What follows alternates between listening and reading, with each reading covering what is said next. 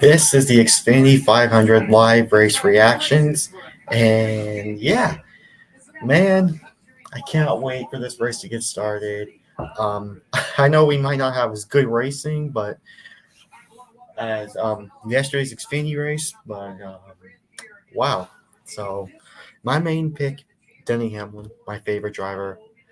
Uh yeah, I am just praying he gets to the championship for. Said this is his year. Let's hope. So yeah.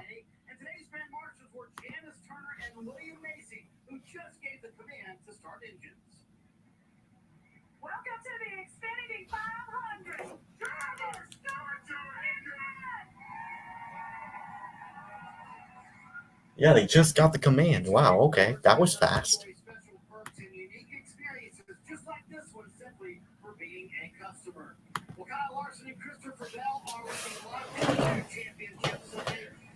Cars are already starting to roll off pit road now.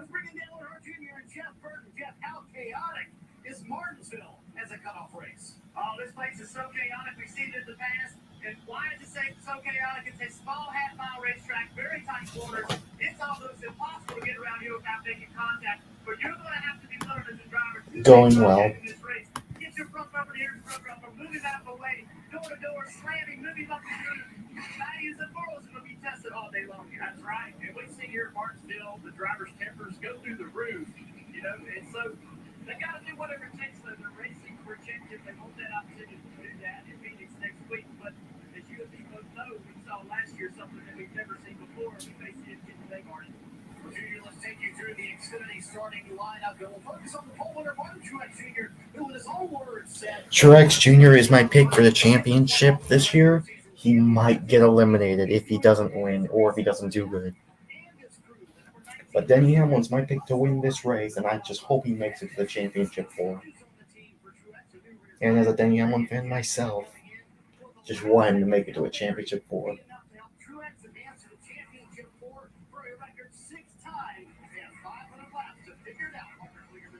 Well, Marty, today could be a defining moment in Denny Hamlin's jersey. He comes to this cutoff race 17 points below the cut line. And he told me, you know, today is not a must-win, but he's approaching it as a must-win. And why not? At 51 career wins at 42 years old, how many more chances is he going to have to get that elusive championship? And what a better place to come than Martinsville, where he's won 5 times. Can he get that 6th win on a day that he might need it and go after a championship day first? Parker, Ryan Blaney has the first install in off the backstretch that everybody passes by on their way to their pit stop. Now becomes a liability when his crew finishes quickly, such as a strategic 2-tire stop. He's got to be very careful blending back in to the line of cars coming past him. Thanks to good finishes at Vegas and Homestead, Ryan starts today 10 points above the cut line, but he doesn't need damage on pit road to alter his quest for advancing to the championship for next week. Kip Coon. Well, Dave, after spinning out in qualifying, Tyler Reddick starts Nick Pack all the way back in the 19th position. That spin made their job today much more difficult. That's because Tyler comes into this race minus 10 points below the cut line with a real opportunity to point his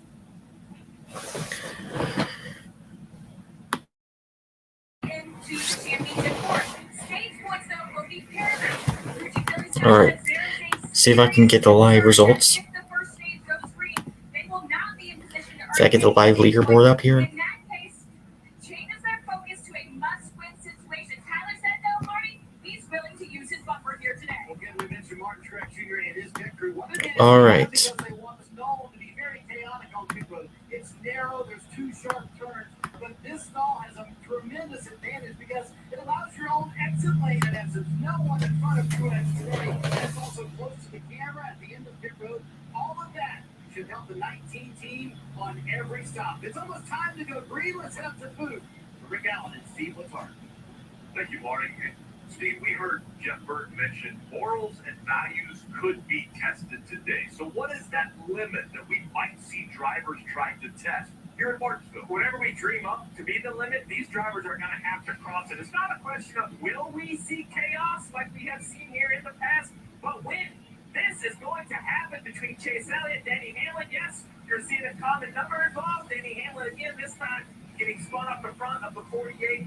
It's short track racing at its finest, and now you slam it into the NASCAR playoffs with everything on the line. Two drivers have advanced. I remember that Martinsville fight, dude. Hamlin owned Logano's rear end.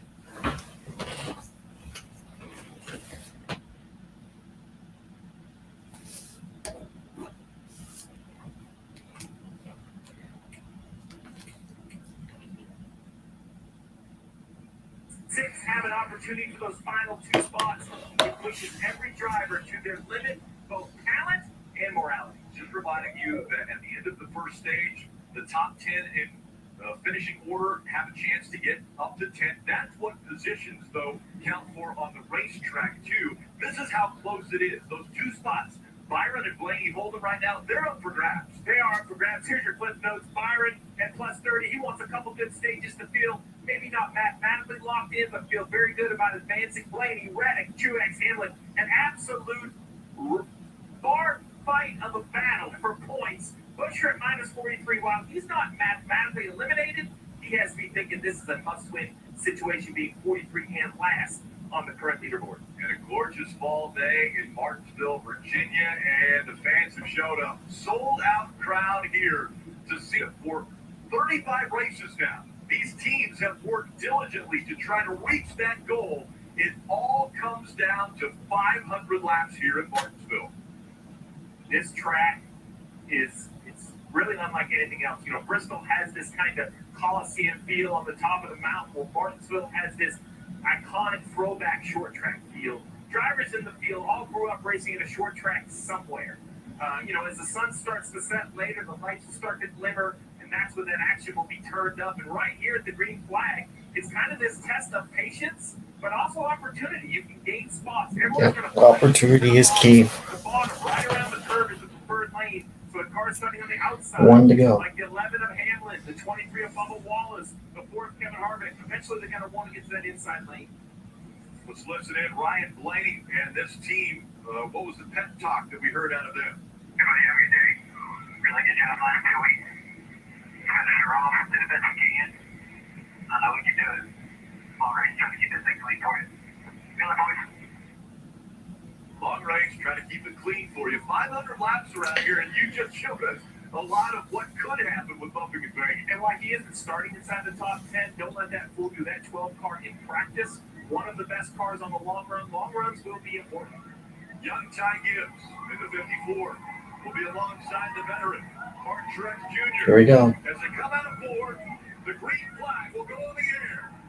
The Martinsville race is underway. Green flag. A little bit of polite teamwork between his teammates as the youngster Ty Gibbs in that 54. Gets a slow start, allowing Truex to the bottom.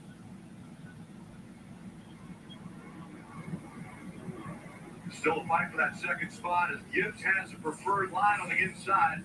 Denny Hamlin in the 11 trying to take that second spot away. And while the bottom is preferred, you can make a little time up top, but the reason drivers are looking for the bottom is this is more work on that right rear tire of the Hamlin. That's the tire that gives up first. So right here he turns in, everything's okay. He has to work those outside tires a little harder on the outside of the racetrack. We always hear the 6 degrees of separation. Well, we're riding along on the Coke Zero Sugar number 11 of Denny Hamlin. There is 0 Clear. separation from all the cars that he's racing around because he's either racing with a teammate or a car that, by the way, the 54, that's a teammate that just got to the back of it. He owns the 23 of Bubba Wallace. So he's a team owner and a driver at the same time. 14 of Chase Briscoe. Up front here, now we're on board with a Toyota, on board of Christopher Bell. He's back here just outside the top 5. 2 wide in front, Kevin Harvick below. Kevin Harvick, final year of his career coming to a close, only here and next week in Phoenix. I know we're going to talk a lot about the playoffs and the potential champion we're going to crown next week, but it's also going to be a big send-off these next 2 weeks for Kevin Harvick. And the crowd so respectful and knowledgeable here at Martinsville. When he was introduced, they introduced him as this might be the last time, or this will be the last time that he'll race here at Martinsville. The crowd gave a big roar for Kevin Harvick and the career that he has put together. 130 laps in this stage. These cars, the short track race, run over 150 laps on fuel. So, there's not a required pit stop fuel-wise. But if the yellow comes out somewhere in the middle of the stage, you're definitely going to want some fresh good gears. Pulling out to a pretty substantial lead early, 1.5 seconds. Mark Truex Jr. over Denny Hamlin. Yellow lines underneath drivers that are in the playoffs and trying to get the 4 spots. Jeff Jr., I'm a little jealous. I won't lie. It's my favorite track of the circuit. You were just down trackside, sold out crowd. From up here, it looks just full of excitement and entertainment down there. What was it down there on the track? There's a lot of energy down on the racetrack. Obviously, walking through the fans, up through the grandstands, to get everybody's excited about what's happening here today. They expect to see some fireworks. We got a great dose last night in the Xfinity Series of what's possible today. And as this race goes on and gets a little deeper into those final few laps, we're going to see how desperate these drivers are. I'll tell you what it is, too. It's hot. It is a uncharacteristically hot weekend here in Martinsville, and that is going to test the drivers. One of the hottest I've ever been in my life was in a race at this racetrack. This will be a major test. Who's in shape and who's not? Plenty clearing the 41 of Ryan Preece. Yeah, even though the ambient temperatures here aren't, usually hotter than most races, there's nowhere to really temperature-wise go up. You got engine temp, brake temps, all those things just sort of baking that driver inside there.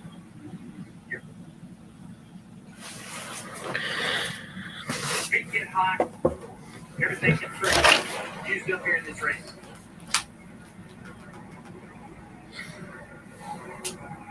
All right, Parker, it's early in this run, but how is Denny Hamlin doing out there on track? Well, Dave, he's been quiet. Rick. He's been quiet on the radio, but one of the things you saw there early on was his move in front of Ty Gibbs at 54. I spoke to crew chief Chris Gabe on this race, and I said, how do you race your teammates? Obviously, against the 19, maybe the best team win, but what about the 54 to 20? He said, all the teams that Joe Gibbs met and discussed this, and obviously there's ways that they can help us and be courteous on the racetrack. I think you saw that at Ty Gibbs when he let the 11 slot in from the high side into turn 3 and now runs in second, trying to chase down that 19 car in front of turn 2. Top 2 right now. They, between them, have 8 Martinsville wins. 5 for Denny Hamlin, 3 for Mark Truex Jr. A grandfather clock. A prize at the end of this race for the winner. We see already pressure being put to the 23 of Bubba Wallace. Ryan Blaney in that 12 is definitely faster. Ryan Blaney in practice yesterday had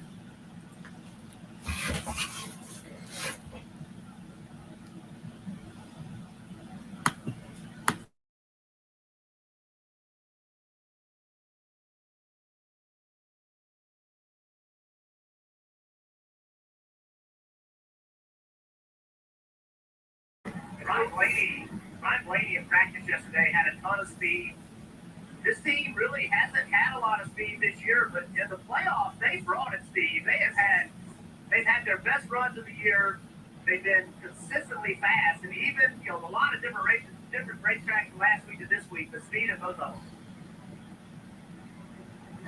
Hey, Ryan Blaney can see the weaknesses of Bubba Wallace there on track, but he's being reminded over the radio. And to your point of practice yesterday, crew chief Jonathan Hassler, who you see right there, told me that they were indeed one of the best cars, if not the best, especially in the group that they practice with. Their only weakness, a little bit in the longer, later runs. So right now, after the 12 car, they made adjustments to make those longer runs the best.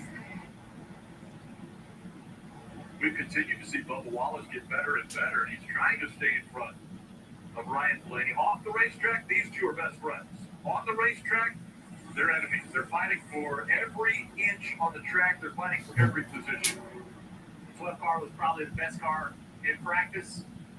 So even if Bubba does end up giving this spot up, he's giving it up to a really fast race car. Stay focused, stay driven. You get passed by a car, you think, okay, we're not good. Somebody's faster than me. But this might be the best car in the field before it's all said and done. It's 12 with Blaney. Bubba's sitting right there in front of him. Blaney trying to figure out a way to create a run. When he got up underneath him at one time, made contact. The reason why the contact happened, so he can't really give it Finished up. me. That opportunity. Nothing really much, really. 20 laps into this race.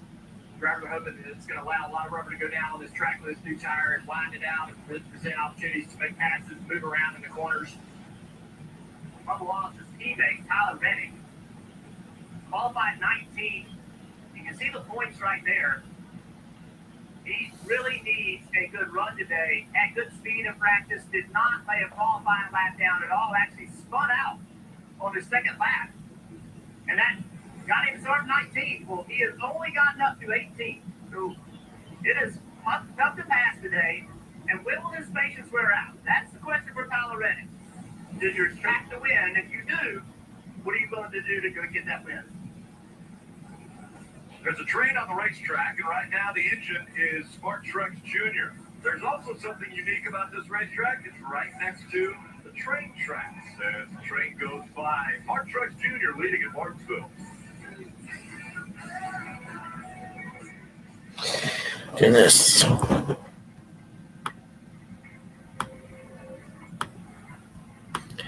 Ace Rusting 49. He should be here. I sent him the link already to the stream. So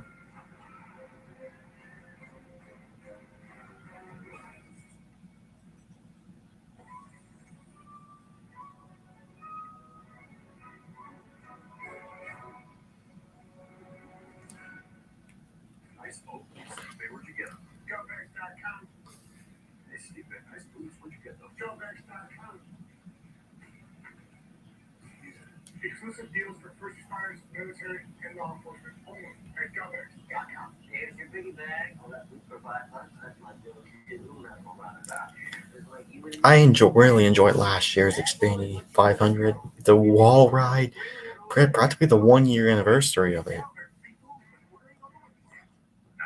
I'll have the avocado toast minus the avocado. So, toast. Everything is so expensive these days. Hey, Chevy gets it. That's why they're keeping prices down to earth, like on the most affordable EV in America. A super strong and capable Chevy truck. And a high-tech Chevy SUV. Why is Chevy making affordable vehicles connected by OnStar? And so together, we can do more. The Busch Light Clash is coming back to the Coliseum. The thunder of the engines will roar to life as NASCAR kicks off its season the only way it knows how, with a bang. LA's finest and NASCAR's fastest will put on a show that will finish under the lights. Yeah, I can't wait for the Clash. Get your tickets now at NASCARClash.com.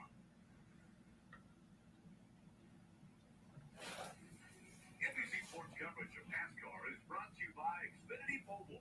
Switch to one of the fastest growing mobile services. Visit XfinityMobile.com today. Progressive Insurance. For a job you'll love, visit Progressive.com/careers. And by Novartis. 29 laps into the race, and Looks like Bubba Wallace looked to be holding up the 12. Well, the 12 said it's time. So a little shove, and then the pass was made. They got aggressive with him down there, and both 3 and 4 and 1 and 2 moved him up the track. And yeah, it's gonna be tough to pass, but I mean, it is what it is. Just a little, hey man, a little contact there, but Bubba didn't really make it too difficult on it. Could have. Early in the race, though, and Bubba lost another spot to the 41 Priest, so Bubba's struggling just a little bit here as we get further into this run, but this 12 car now clear traffic and he's trying to close in on the Battle Larson. The 19 of Truex is heavy in traffic now, so that same, I don't call it panic, but urgency we saw out of the 12, that's where we're starting to see cars at the tail of the lead lap, and he catches the 51. Cars in front of him, like the 42 of Hocevar, the 31 of Haley, 16 of Allmendinger, 43 of Jones. They hear the leaders coming. With still almost 100 laps to this stage, Marty, Mark Truex Jr. is going to lap a good ways into the group here.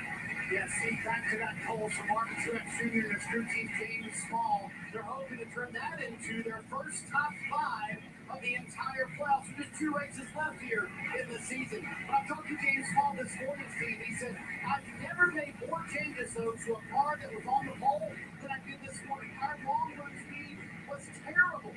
Have you ever been in that situation with Jeff Gordon or Dale Jr., Steve, where you had a great short run car, you sat on the pole maybe, you just knew it would not be good in the race. Well, that's the struggle of Barnesville. Rarely do you get a car that's good at the short run and the long run.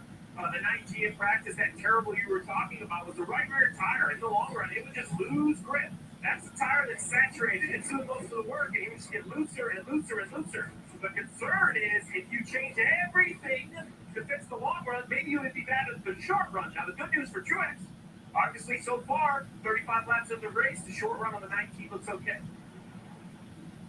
We show Mark Truex Jr., leader. He's above the cut line because of that. Again, you win and you advance. If you're one of the 6 playoff drivers that haven't won already in this round. Wow. So he is above the cut line, and now the 2 right there around the cut line. Jeff, you and I have had this debate, right? Long run versus short run. But you know my favorite quote? In every single long run, there is a short run. So I appreciate James making some adjustments, but I want to make sure that car fires off.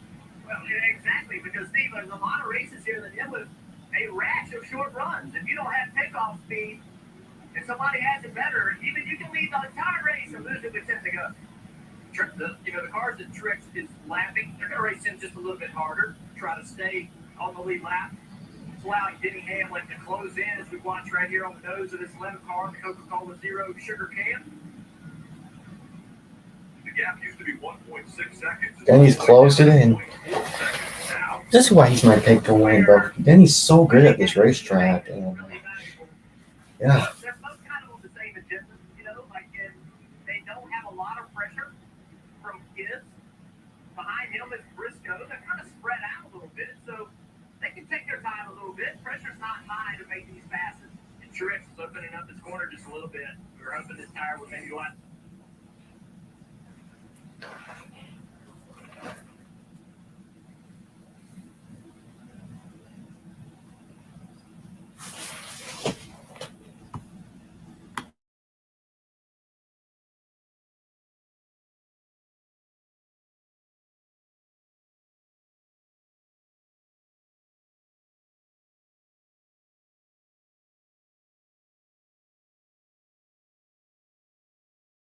Be able to turn across the middle of the corner, get a straighter drive off the bottom on exit to be able to get in the gas center.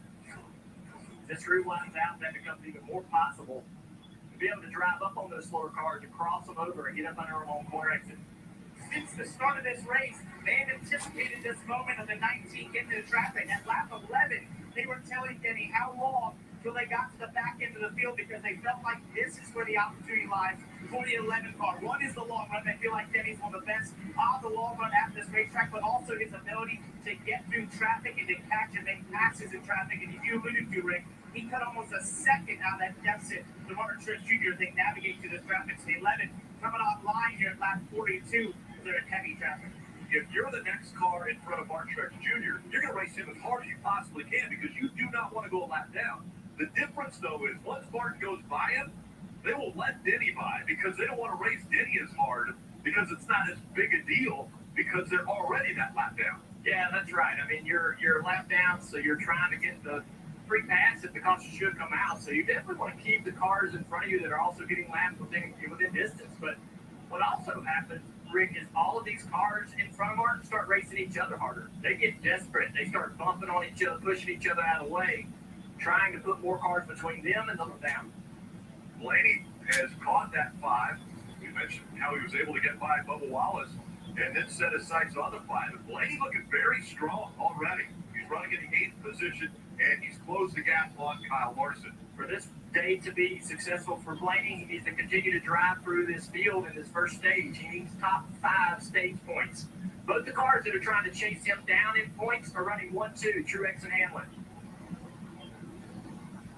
Blaney doing all he can, 45 laps into this, but it's kind of tough when Martin Truex Jr. has led every lap here at Martinsville.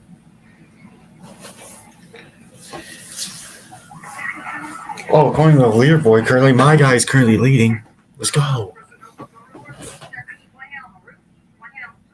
With new Sunoco Go rewards, when you fuel, you save. Damn, that's a beautiful dress. Oh my God, so pretty. Thank you. Nice waistcoat, too. Thank you. What is that? Ladies' undergarments? Yeah. So drop what you're doing because rewards come first.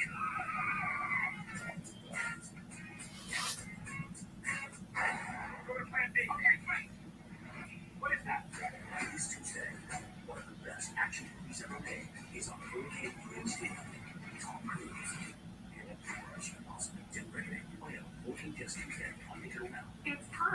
holiday sale.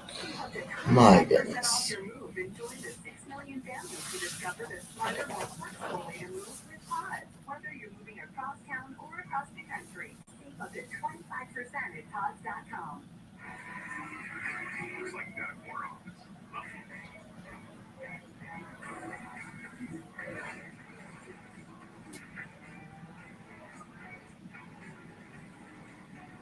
Something greater. You know what's greater? That you can get from Payment Out. That Tony is getting the South. Greater tag, baby. Jesse and Martin is back. Why crash in the plane and let the passenger survive? That's why you're here. Why kidnap someone before the ransom? Poison. Why get fancy with money when you can shoot Starling? I hear people are irrational.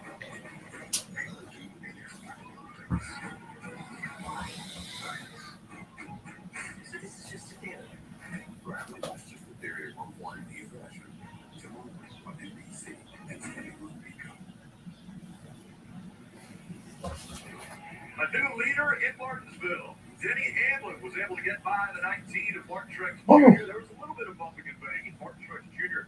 ended up in the high line, and Denny dives down below. Yeah, Truex is having some trouble with his car, locking up the left front. That usually means the car's getting a little bit tight on him. As more rubber gets laid down on this track, there's a huge shift towards getting tighter and tighter. Everybody's starting to move around on this racetrack, looking for how to get their cars to rotate. And we're also seeing a ton of rubber build up on the bottom groove right here in turn 3 and 4, and it starts to actually stack up on top of the racetrack. Drivers are trying to avoid that. So you'll want to either run below, above, or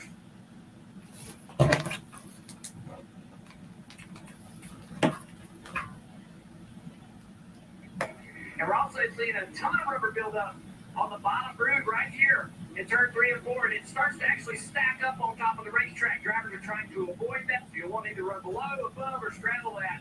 As you go through the corner, we're seeing lots of cars moving around down in 3 and 4. It gets glued to the racetrack, and then it just continues to build on itself. Ty Gibbs is all right there. He's running the second lane. Went all the way around, and I'm sorry, that was Christopher Bell. Went all the way around and running the second lane. When you hit it, it's like your car is on ice. Immediately, just chatters across it. Won't turn, won't make regret. We used to see this every single race about a decade or more ago, right? And then the tires got a little harder with the next-gen car, a little different tire, a little more conservative tire, and we did not see it. We didn't see rubber get put down on the track. But this is a new tire designed to put more rubber down on the track. That's one of the byproducts of that, is the rubber stacking up on the track and creating another obstacle for the drivers. I dig it. Oh, I love it. That's what it should be, right? And you know, since you race, you start calling it, as crazy as it sounds, like a repave. You know, save gas, save tires. That's not short track racing we want to see. This obstacle now, the rubber going on the racetrack, is giving drivers a fit. It's going to give crew chiefs a fit, and then now we're going to have good and poor handling race cars. We saw the 16 of AJ Allmendinger trying not to go a lap down to the 11 of Denny Hamlin, but he did get past. So now there are still 30 cars on the lead lap. Eric Jones, the last car on the lead lap, in the 43, as we're riding along with Hunt Brothers Pizza. Number 4 of Kevin Harvick looking out the windshield. Take a look at the progressive telemetry as we ride along with Kevin Harvick. So he's in the third gear. Yeah, shifting gear, Martinsville, we won't see high gear. Fifth gear not used. The way this next-gen car is designed and the gearing put in it, so you see them up to 4, which is what high gear will be here at Martinsville. Down the third gear, really every lap we're going to see shifting. And you can see the challenge of passing.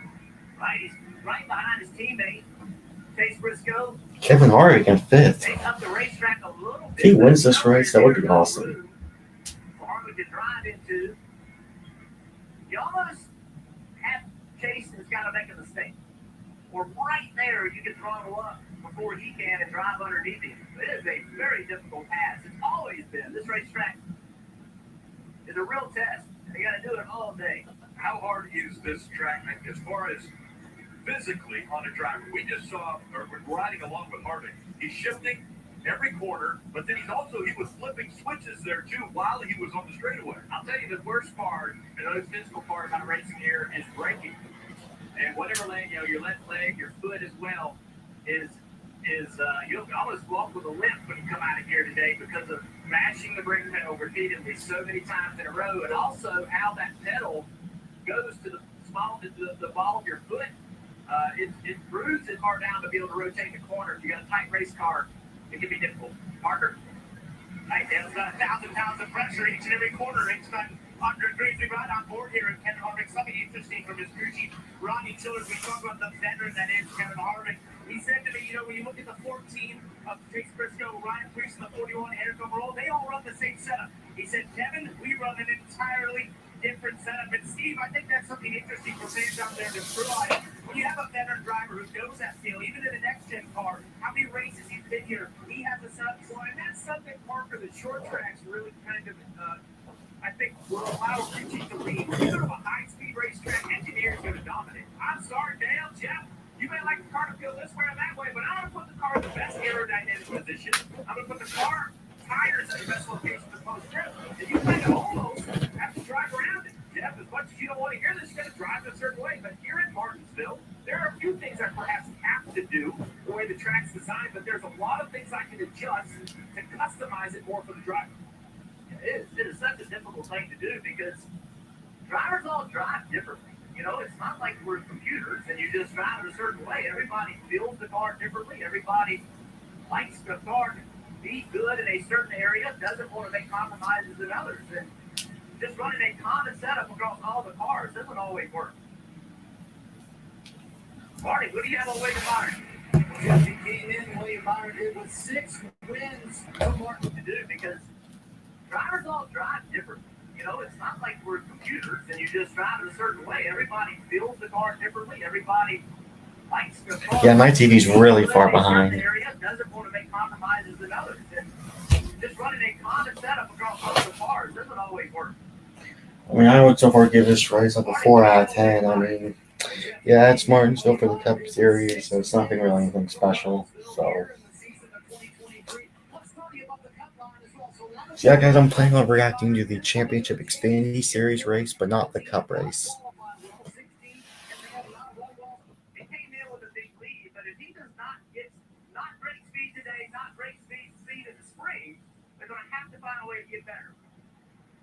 Driver under 14 up front. It's been all Joe Gibbs race.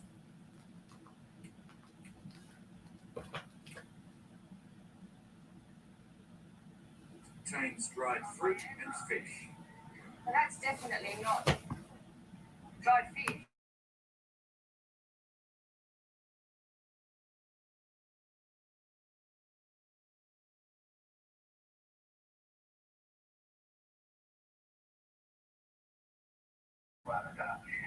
You and me, bad boys. Bad boys, what you gonna do? What you gonna do when we bring your food? You can always bet on me. And now there's free food for the barn. The county's best hangout. Just got better. Here's the living scoop. The always smooth, easy drinking Keystone Light. They say you've got to walk a mile in someone's shoes before you really know them. Walking in these boots shows where I am who I am. And wherever I go next in this non-stop life, I'll always look to connect with the people and places that matter most. And I have no plans to stop. The Always Rewards Visa card gives freedom. You're always earning. Use it. Legion.com. It's all that in all ways.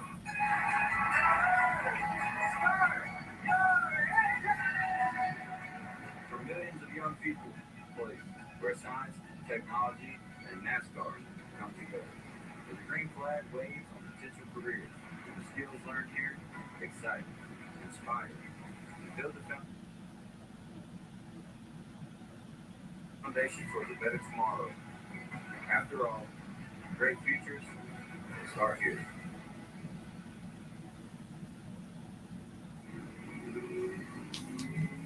NASCAR Drive, that's your live race day companion. Follow your favorite drivers with access to their in-car cameras. You can even choose some alternate camera angles. All you have to do is visit NASCAR.com/drive, or you can download the NASCAR mobile app. So 2 drivers above the cut line.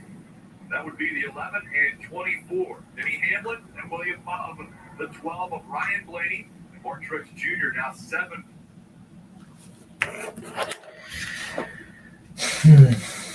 My typical LiveNet TV keeps buffering and all this other That would crap. be the 11 and 24. Denny Hamlin and William Bob. The 12 of Ryan Blaney. And Mark Truex Jr. now 7 points behind William Byron. So those 4 drivers, 2 on the top of the cut line, Where William Byron is running and why that's hurting so much. He's 14th, right? So Hamlin's leading. Truex is second. Blaney 7th, right? So everyone in that points battle is right inside that top 10, either leading or scoring points. But all the way down at 14th is William Byron. 52 laps to go on the stage. There's going to be a stitch of panic setting in, thinking they may miss this first pay window. Look right here. You can see it all on the screen, the top 7. Now that the 11th past 43 is driving away, but the rest of the 2nd through 7th place, all right here together. Lots of spots available. Truex doesn't want to lose any. And the backside of this is the 12 of Blaney trying to get through all of this as we close in on the end of the stage. starting to see a few drivers try that second line, even when they're not around traffic. They'll think.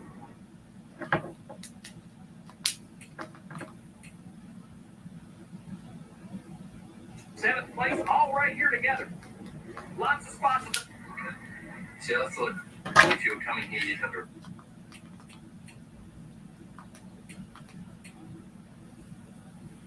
Car right here, 12 looking. He's like, hey man, I've got to be aggressive. I don't got any choice here. Got to do whatever it takes to take this spot. You cannot lots of positions to get away. Blaney trying to take that 6th spot. From Ryan Blaney, I take that spot from Christopher Bell there. Has already clinched the spot to win earlier in this round. Bell allowed him to have it. Now Blaney tries to go after the 4-car Harvick in front of him. I don't know what I need here. I'm playing in the rubber real bad. Sometimes that's fine, but sometimes that's fine tight. Christopher Bell. And Adam Stevens is not going to fix that problem. Like, he is not going to make a change to the car that makes it ride over the rubber better. What Christopher's got to do is figure out where he worked so that he's running through it and going straight on corner exit and then make the adjustment to the car so he can do that. Because there is nothing Steve can do to help my race car to go across the rubber. No, but I have so much information now, Jeff. I think you're absolutely right. Now I'm not looking at tire pressure or wedge in the car. Now I'm looking at everyone else's driving line and driving style. I'm not going to say you're doing it wrong, Jeff, but as we ride on board with Bell, looking at that twist, right? Hey, Hamlin is trying this. I'm not trying to tell you what to do, but you're busy. You can't see what everybody else is doing. Let me see everything I see for the pit box. Give you a few laps. We still have 46 to go. Do a little test, a little experiment, see if any of those work for you. All right, there are a couple drivers in these playoffs that are struggling right now with Reddick and Swisher running in the 17th and the 19th position. Kip, what are they saying on the radio? Well, Tyler Reddick has been silent on the radio, but to your made much headway after starting 19th. Scott was worried about the fact that if this stage goes green, it does not present strategy opportunity for them to make up track position. So they're going to have to flip a switch if it does stay green, and it's good must win. Still got the long run, but just still disconnected in the corner for Tyler Reddick, Dave. Chris Buescher runs 19th in the 17th car. When I bumped into the birthday boy, yes, he turns 31 today. I asked him what he got for his birthday. He said nothing. I don't want anything yet. What I want is this Victor Lane, a grandfather clock, and that's going to be what it takes for Chris Buescher to advance to the championship four. Right now, it's hard to turn the corners, but that's been getting better. It's freeing up a little bit. The big problem hasn't passed anybody. Yeah, running back in that 19th position. We've talked about at the end of the stage, you can earn points. Chris Buescher's not in a point situation. He has to win this race. He's in such a deficit. That's the only way he can advance in the championship four.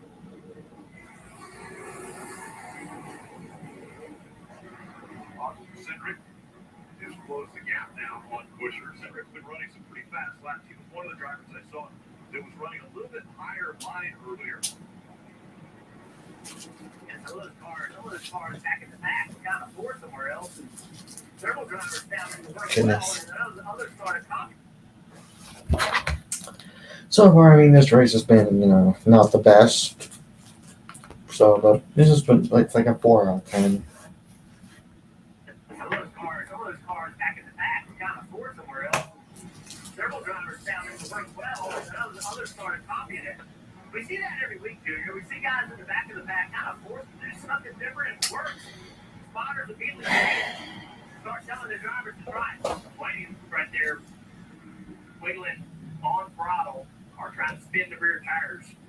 right at that point where some cars, these last 3 laps, are going to just drop off a cliff. The balance is just going to go away. 90 laps on the first set of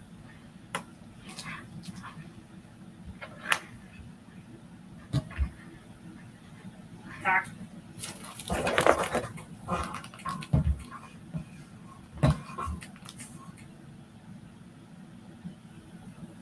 Before this 10, these two have been battling for much of this stage. That's a great example right there of the 10 trying to move around and the 24 staying down on the bottom in the rubber and watch him slide and not be able to exit the corner. And he watches this 10, sees this 10 make some headway. He tries that line himself. Get a few laps as this 10 gets smaller and smaller. Yeah, Byron, there he goes. He's going to go up there now. He's like, I can't keep losing ground, but when he tries to turn across the racetrack, man, he drives across that rubber, just can't really get the throttle there. Buzz on board giving us this shot from William Byron, and Byron running in that 15th position right now. NASCAR is 75 years old, and this racetrack is older. Ever since there was a NASCAR, they have been racing right here at Martinsville Speedway. And Steve mentioned it earlier, it's almost like a bar fight. At the end of this race, you better be strapped in.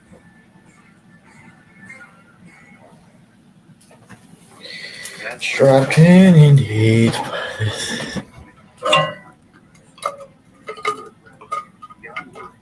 Proudly offering the legendary salute discount to those who protect our freedoms. All right. It's not just a discount, it's a commitment to making a difference. Because every day is a chance for us to say thank you. Bass Pro Shops and Cabela's, your adventure starts here.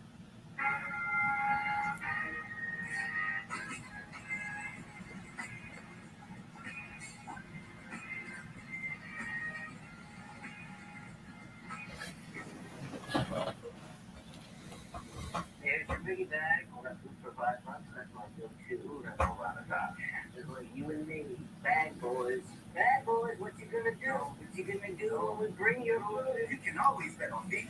And now for free food, ordering a All right. Morgan's Act. 75 around this epic track. But we never stop.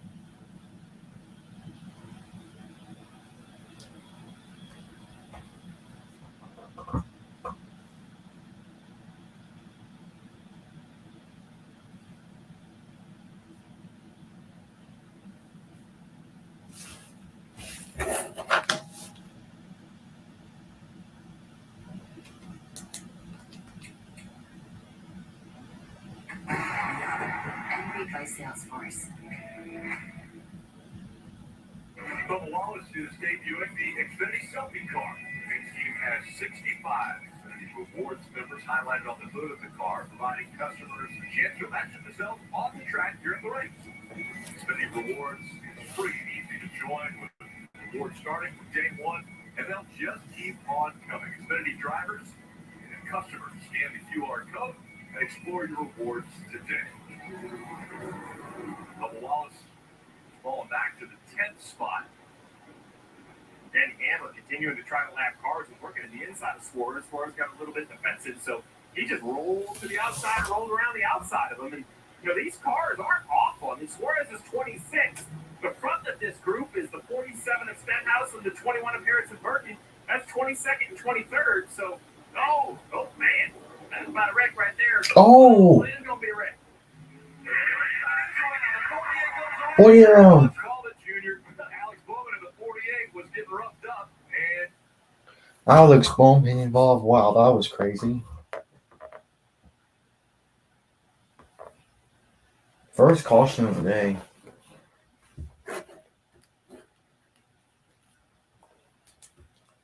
Wow. correct. Called it, Junior. Alex Bowman in the 48 was getting roughed up, and there was no give. It started off third four. That wreck took half a lap in the making. And so, Corey LaJoy, a lap down. When the caution comes Bowman out, here isn't the Burton highest involved. scored lap down car that's not in the caution or didn't cause the caution will get in front of Denny Hamlin. I'm sure that it shook him up just a little bit. I mean, there you know, all the leaders are right there within proximity of this 11 car. Steve, 26 laps to go. Everybody comes to tires? I think you have to. If you only had 30 or 40 laps to your tires, maybe you can stay out. But with over 100, I think everyone's going to be looking for pit road. You see right here, it's down. Yeah, you get to the 21, gets them up a little bit. They know the 11's coming. What happened here? They try to get back down in front of the 48. The 48's Ooh. getting a lot of help. The 3, 48 all get 48, 21, 21. There's contact, and both cars sort of get behind on the steering and get turned around. And 7 comes in there. LaJoy makes contact. It just looks like the 21's a little loose. And that, as he gets sideways, it brings him down into the door of the 48. 3 was there, got into the back, and straight back out again. The 7 caught up in that one with LaJoy, having some damage there. Wow. And pit stops take place, Dave. 11-6 for Ryan Blaney on that run for Goodyear tires and fuel. Don't screw this up. It's the team. One tight center, 1.5 loose off. He does And of course, my TV has to buffer. silver snow of fuel partner. And for the later, Denny Hamlin said just lacking a little bit late exit. It's for Goodyear tires for him, Marty. Was yesterday a little too free on the wall. This is frustrating now that my TV ain't cooperating with me.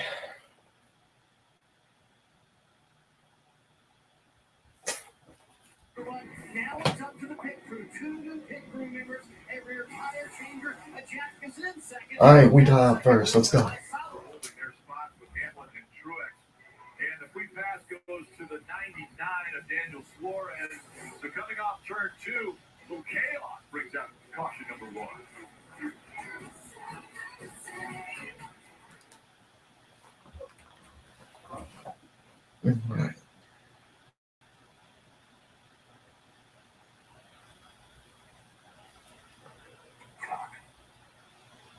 The 2024s are here, and the 2023s need to move. It's the model year-end move. Found at Greenville Toyota. Move in a new Tacoma is just $299 a month. Plus, get the Greenville Advantage at Greenville Toyota, where our volume saves you money. Hey, how's it going? What's the sandwich names? Oh, they're just gone to my time in the Army. Oh, but what's the Steven named after? Stephen is from Navy Federal Credit Union. They've been helping with my finances since I enlisted. You want another Steven? Go ahead. Okay. Maybe someday I could get a sandwich named after me. No. Navy Federal Credit. Our members are the mission. I grew up here, played ball in these streets, but now our streets aren't safe because far-left politicians coddle criminals. I'm Bill Gray. As a prosecutor, I went after violent criminals. As governor, I'll put them in jail or in the ground.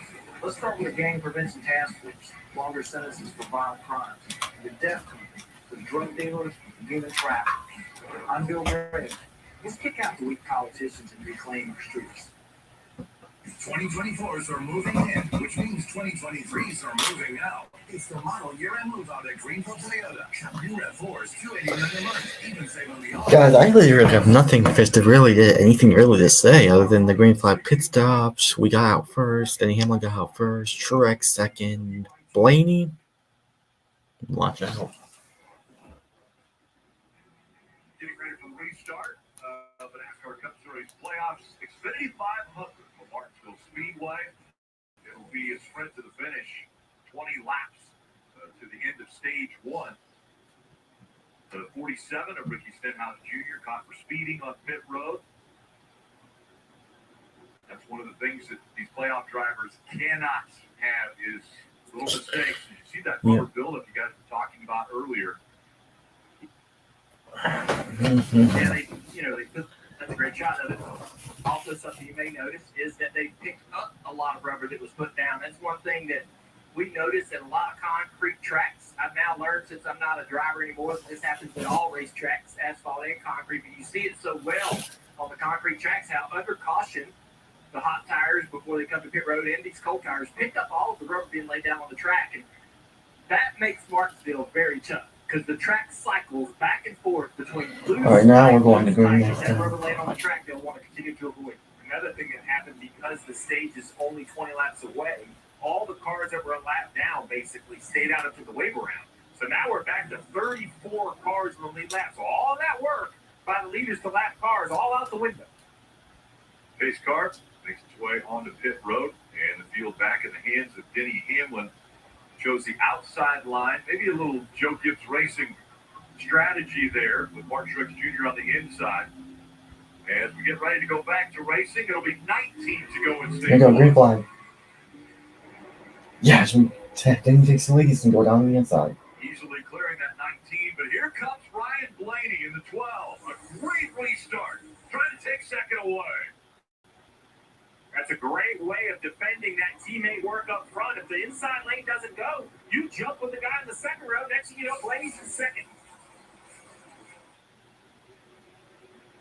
And again, 18 laps away from paying points. 3 wide here as Logano's on the outside, Larson on the inside, and the 4 of Harvick in the middle.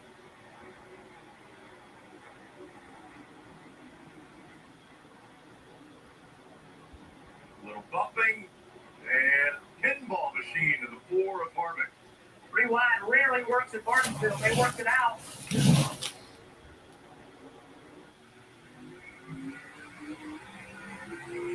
On board with Byron with this pause onboard camera. Up to 13th. Was kind of just stuck on that long green flag run. He's trying in these last 17 laps to get up inside the top 10. It's going to be a tall task, though, with Chase Elliott, Kevin Harvick, and Kyle Larson in front. Although Harvick goes for a big slide. You hear him on the radio. Points! He goes. 13, 16 at the line. So much information given to these drivers. They're imploring him to get himself into the top 10. Go after these stage points.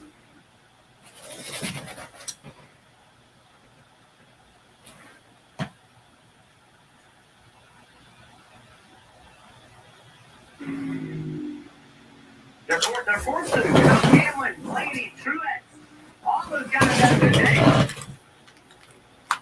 Isn't that always the case, Jeff? All these races, it seems to be when everyone needs a good day, they seem to find it so much entertainment. Competition is not going to make it easy on you.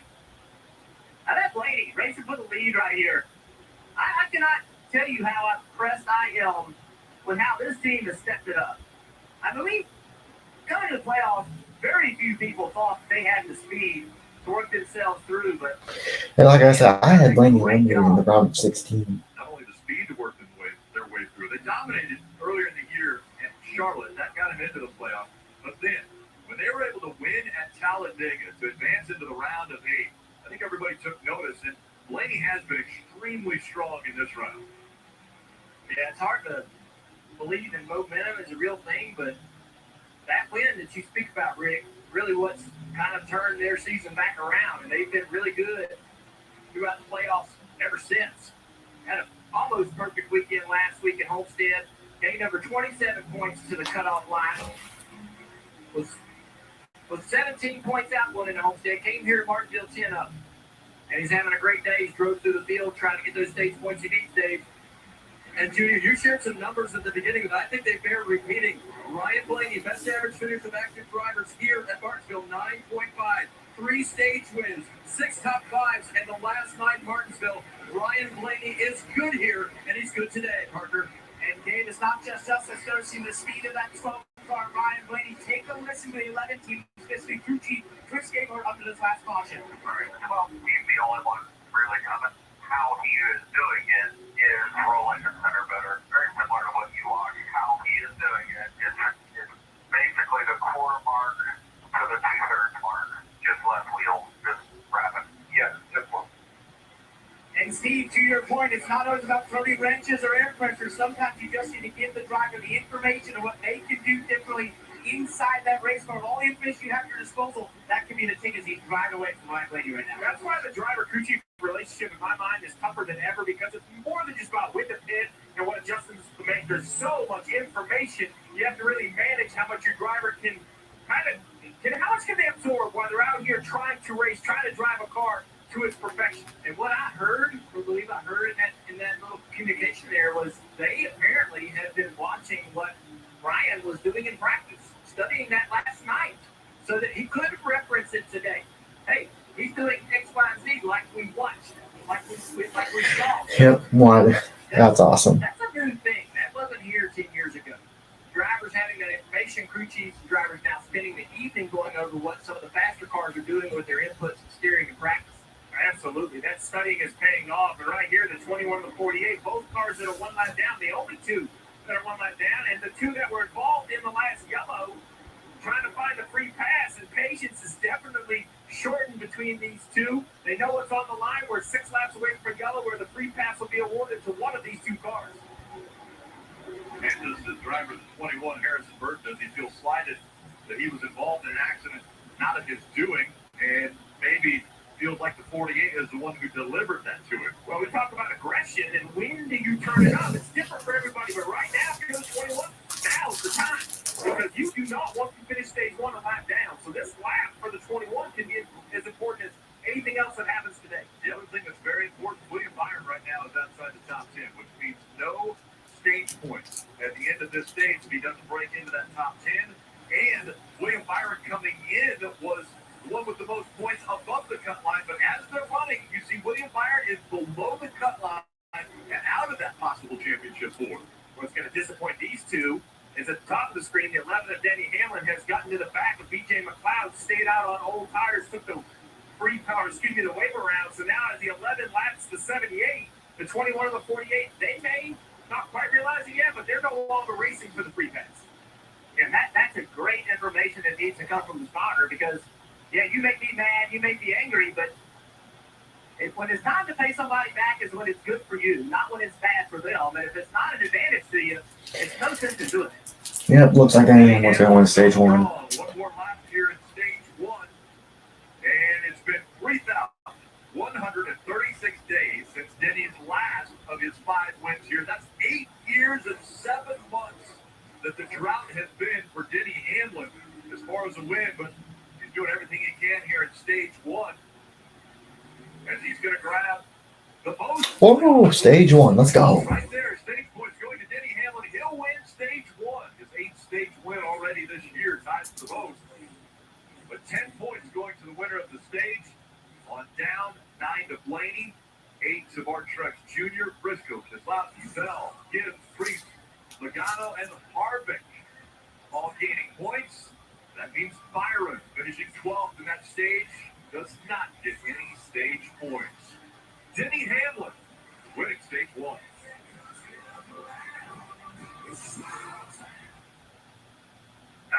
I'll have the avocado toast minus the avocado. All right. Now another 130 laps in stage 2. Hey, Chevy gets it. That's why they're keeping prices down to earth, like on the most affordable UV in America. Stage 1 winner, Denny Hamlin. Let's go.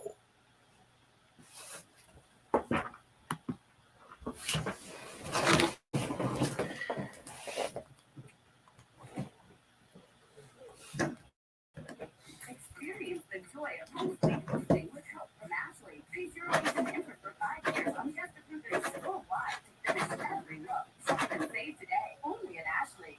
Okay, again, this is a status watch. It can be overwhelming for a young homeowner turning into their parents.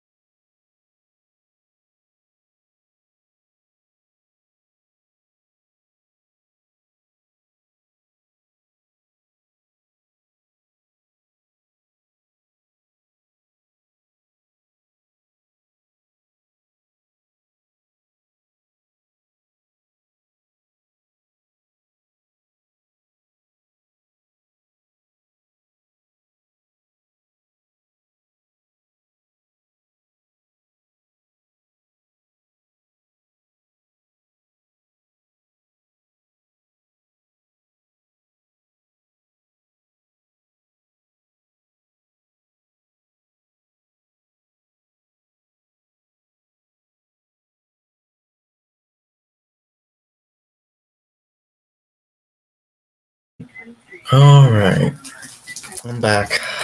The green flag pit stops at the end of stage 2. Just stage 1 just happened. Phil Waldner would hit him. With Bojangles, you can tailgate like a legend, not like a Phil. Hey guys, can I have some lunch? It's Bojangles. Head to Bojangles and order your tailgate box today. There are trucks, and then there's the GMC Sierra. Available with the connected driving experience. And the world's first 6-function multi-pro tailgate. GMC Sierra. It's the truck. Or get 0.9% APR on select 2023 Sierra models. Plus, get over 3,200 total trade assistance.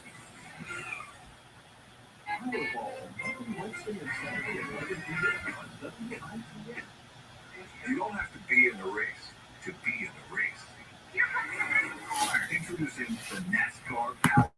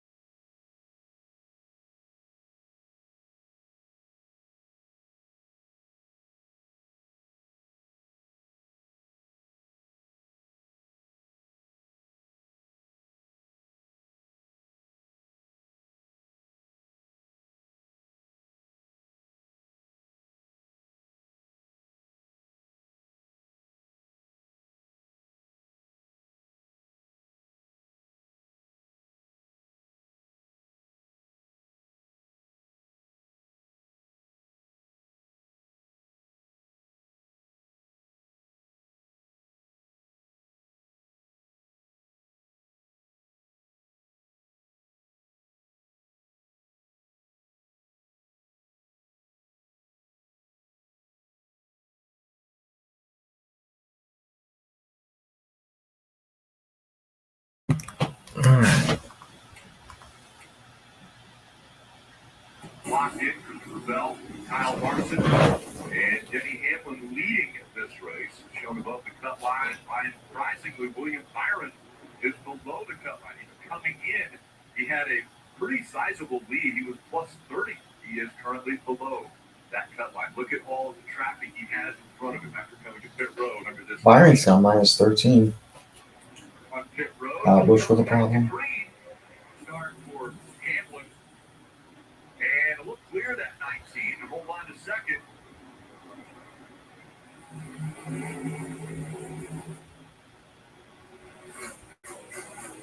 Everybody tries to get down to the bottom of the racetrack, and that presents opportunities for that outside groove if you stay committed to it. Everybody going to the back, you just drive by all of that. But eventually you need to find that gap, that hole, and get down.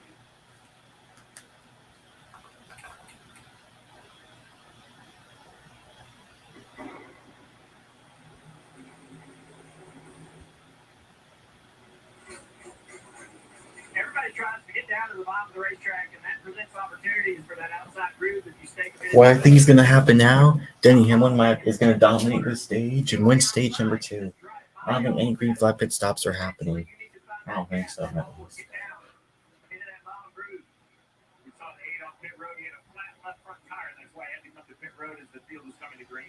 Oh, Byron got up into the 5 there. The 5 was moving up. And once again, everyone fighting for real estate. if Byron doesn't make the championship 4, I'll be stunned. 3 starts here, they're so difficult. You have to be so aggressive. See an opening, you have to be willing to take it. Byron making the move, trying to get by that 17 of Busher. Using the higher line now. He's on the outside. The 99 of Daniel Suarez. It does look good. You came from pit road, got 2 tires, and just not really, at this moment, from this view, able to move forward, able to take advantage of that with the cars in front of him.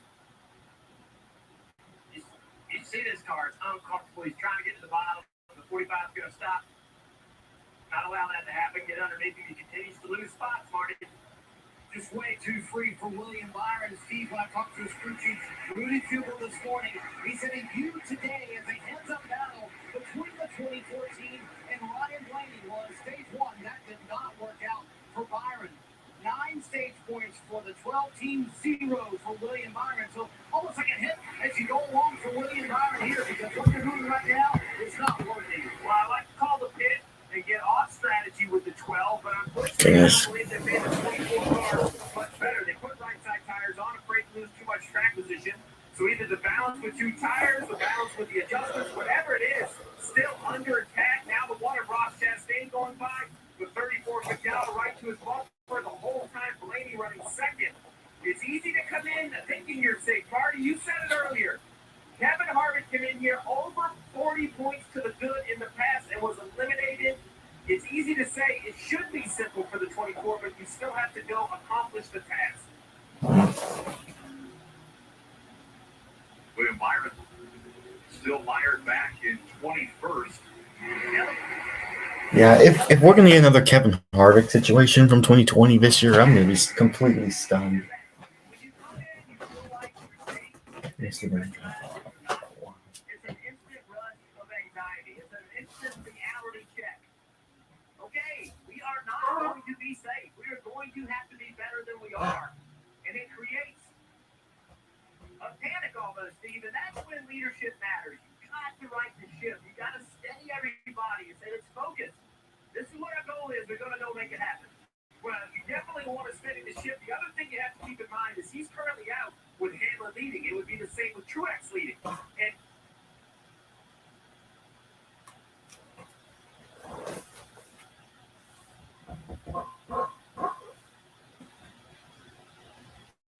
I think that's a real scenario they have to be concerned about. But you can't panic yourself right into a big issue. Yeah. And for Tyler Reddick, the only way they were going to stay out that last caution is if they could get a top five. Too many cars stayed out for them to take actions on that car. Made adjustments to tires, and it's still too tight. The engine's not terrible. It's the center they need to fix, but he didn't have a solution for them. He said, I don't know how to fix it. I can't do what I want with this car. So right now that part is disconnected in the center of the corner. Tyler Reddick, another driver that takes time. That was William Byron saying, I've got nothing here. I've got nothing right now. Panic is a set of stages, and the first one's frustration, right? And then the next one, if they can't find a solution and they can't find speed, the panic comes back.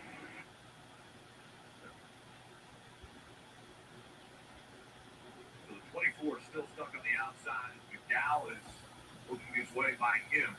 We mentioned the 45. Oh, the 45, almost around. Oh, 45. Sorry. It's close. Yeah. And Tyler Reddick almost spun out. Slid all the way through turns 3 and 4, trying to get around the final Larson. Larson stayed back. And now they're just going to, Oh, beating on the back bumper. Reddick almost spun out. They see Whoa. the water, but then look at that bad deal for 24 there. He loses multiple spots. Yeah, it looks like as soon as they slip this tire, I don't know if the temperature goes up or what, but it seems like it takes several corners for the tire to calm down and the grip to come back. But there's the 45. You saw it spin out in the same spot, qualifying. Looked almost like that was about to happen again. He gets down in the corner, gets loose, gets up into the 5. That was a great save. It was. He had a little practice. Dang, dude. I think he really expected Reddick to make it to the championship 4. So, but And then down in the next several corners, he still struggled for grip. But this is a 17 trying to get around Bubba Wallace with contact there. Busher got into the curve and shot him up into the 23. And these guys are trying to sort it out. And the 24 is better than the 45. Has gotten back around him.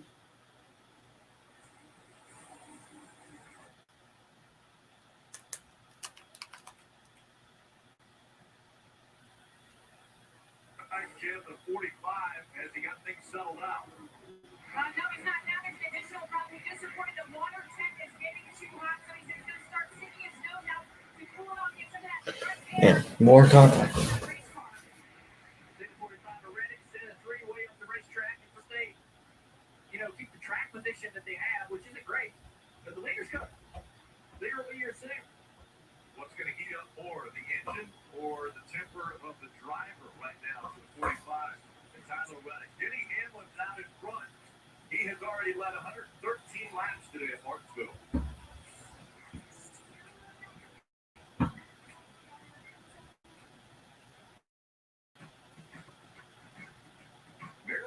that fans are the true co-pilot of any team. Through the good and the bad, you support your team through every season. So for every real master, all-star athlete, and face-to-face victor, know that Midphone is by your side because you're driven together.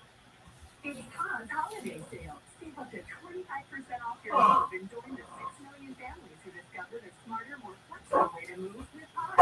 Whether you're moving across town or across the country, save up to 25% at Tods.com. If you're big bag, $3 to $5, that's my go-to. That's my product. It's like you and me, bad boys. Bad boys, what you gonna do? What you gonna do is bring your own. You can always bet on me, and now earn free food when ordering a Loyalty Set. When you think work, you think boots. You think boots, you think any day with the same number of tools you started with. Because you're thinking heavy equipment. You think heavy equipment, you think construction. You think construction, you think building or thinking hammering without the smash and puncture of soil. Now you're thinking on your feet. When you think feet, you're thinking boots. You think boots, you're thinking Harriet. NFL Plus. I catch live local and primetime games on my phone. And I catch every touchdown every Sunday afternoon on the NFL Red Zone. Catch it all. Start streaming NFL Plus today. Play starts $6.99. NBC News hosts the Republican presidential debate, moderated by Lester Holt and Kristen Welker. Join by QQ and how the candidates confront the critical challenges at home and abroad as the next.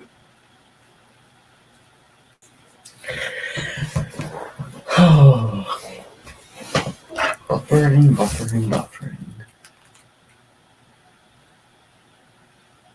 By QQ and how the candidates confront the critical challenges at home and abroad as the next Commander-in-Chief, Wednesday, November 8th at 8 p.m.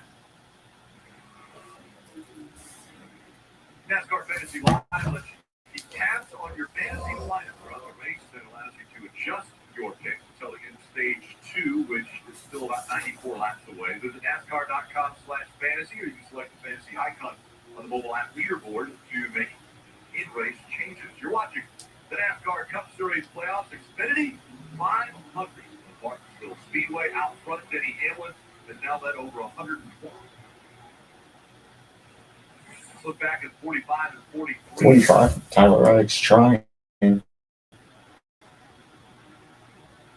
guys have been bouncing off of each other for quite a few laps.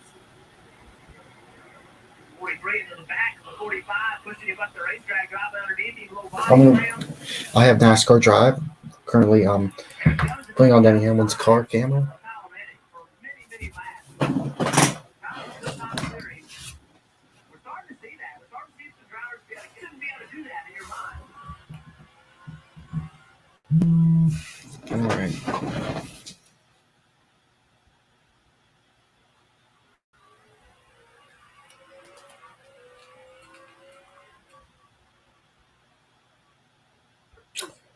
Oh crap! I see Blaney to be trying to get to the inside.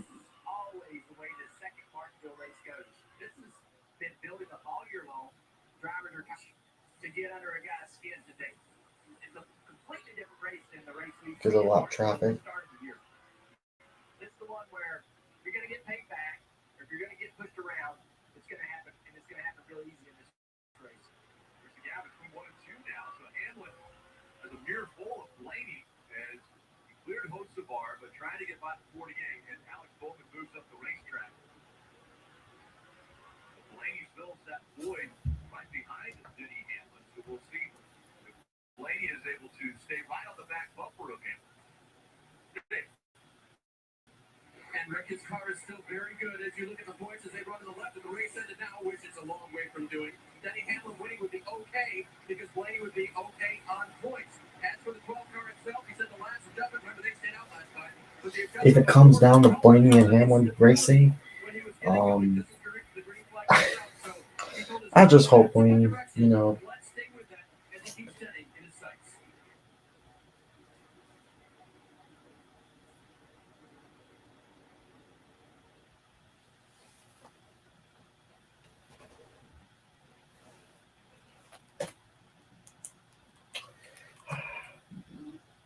yeah, my TV Thankfully, this is the last race on NBC. I can watch it live on TV. I can watch the Cup Series championship race on Peacock next week. Well, Ryan Blaney, again, understanding this is a long race. There are still 326 laps to go. I did things in that 51 car and not going to make it easy on anybody. Ryan still believes he belongs out here, and the opportunities he gets, he tries to make the best of it. He does a great job. He really does. Sounds like Eddie Ham was talking about his car, could use a little turn. As he's seeing the 12 car get closer, he's motivated to say something to his crew chief about the balance of the car. You know, if you're driving away, you're pretty happy, you're pretty nervous. And yeah, what's interesting about that is Chris Gabehart, his crew chief, under the last caution of stage one, basically said, hey, I actually jumped you and made an air pressure adjustment to loosen up the center. Even though, again, he said he didn't quite need that. So Chris Gabehart's been on that. He said, I didn't want to pull behind the racetrack, so I made that adjustment. Just keep me abreast of what you feel. Well, there you heard it. He's getting too tight in the center. As they update him on what the 12 is doing, they believe the 12 is a little faster through this kind of corner there. Just able to get that car first compared to the 11. And a good crew chief goes back, looks at his notes, and he knows which direction this track is going. And he thinks that these adjustments, even if the driver doesn't need it. So if Denny's adding a little more turn, that's probably 2x what you were thinking. Remember, Denny Hamlin, as impressive as this is, winning stage one, leading stage two, if he gets past, he is out. He doesn't have enough points. So it's not a must win because we don't know where the 24 is going to finish or the 12. But this performance, compared to Blaney and Byron, still isn't enough for where he came in. It's at this attitude from the moment he had an issue in Miami. You saw Chris Gabehart kind of console him on pit road and instantly said,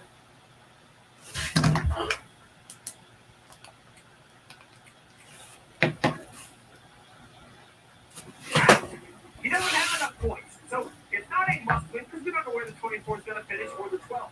But this performance, compared to Blaney and Byron, still isn't enough for where he came in. It's at this attitude from the moment he had an issue in Miami.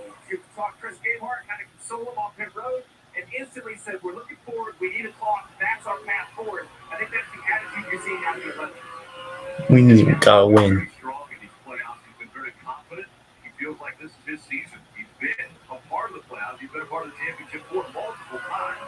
But this just seems different for him. And I was with him earlier this week at his charity event, and he still had the confidence that he knew he could succeed in Miami, where he had a power steering failure, got into the wall, lost a lot of points. That's why now he's in this position where he has to gain as many points as he possibly can. He did that the first stage. He gained 10 points. That's all that was available in the stage. He's looking for another 10. It's solid so far, sitting in third. Now the pit crew has to help him out. See, we talked about how bad this pit crew has been all playoffs long. Now two members on this pit crew. Kevin Jackson is the rear tire changer. Caleb Burks is now the jack man. And I'm curious, it feels very late in the game for this team. They have not ranked better than 28 the last 4 races on pit road, Steve. What's the dynamic when you bring in two new pit crew members in such a pressure-packed situation as this? Well, I was part of a victory swap way back during the race at Texas. We had fallen out. Chad Knaus on the 48 was having a good race before pit stops. We swapped victory. Well, the 48 on, really, using that pit crew all the way to the championship. And Marty, I know they're humans, and I know we want to cheer them on at the human element, but they are professional athletes. Hey, welcome to professional sports. It's uncomfortable, but if you want to move forward out of the round of 8, you can't give up feelings. I commend the change. Something had to be done. The pit stops last week for the 19th. I'm not putting it on one person, Rick, but simply just not fast enough to think they were going to advance out of this race. Hard's been fast enough. We take a look at Xfinity fastest lap. Mark Truex Jr. turned with the fastest lap on lap 3, going around this line.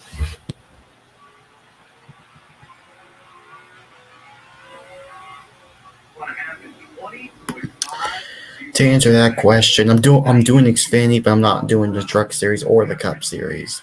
Denny Hamlin continuing to dominate here in his home state, out front of Martinsville. Oh, here comes Blaney.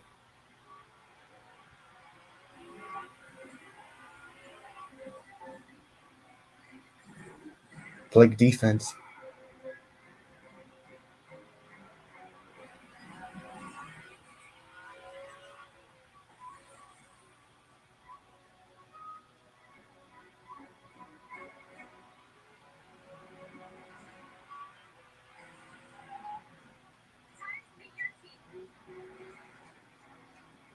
Here comes Blaney to the outside.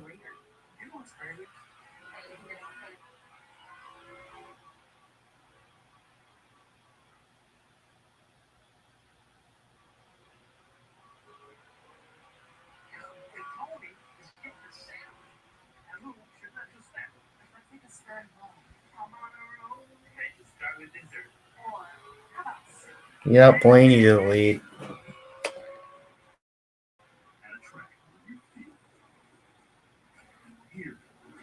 Blaney just has a fast car. Goodness.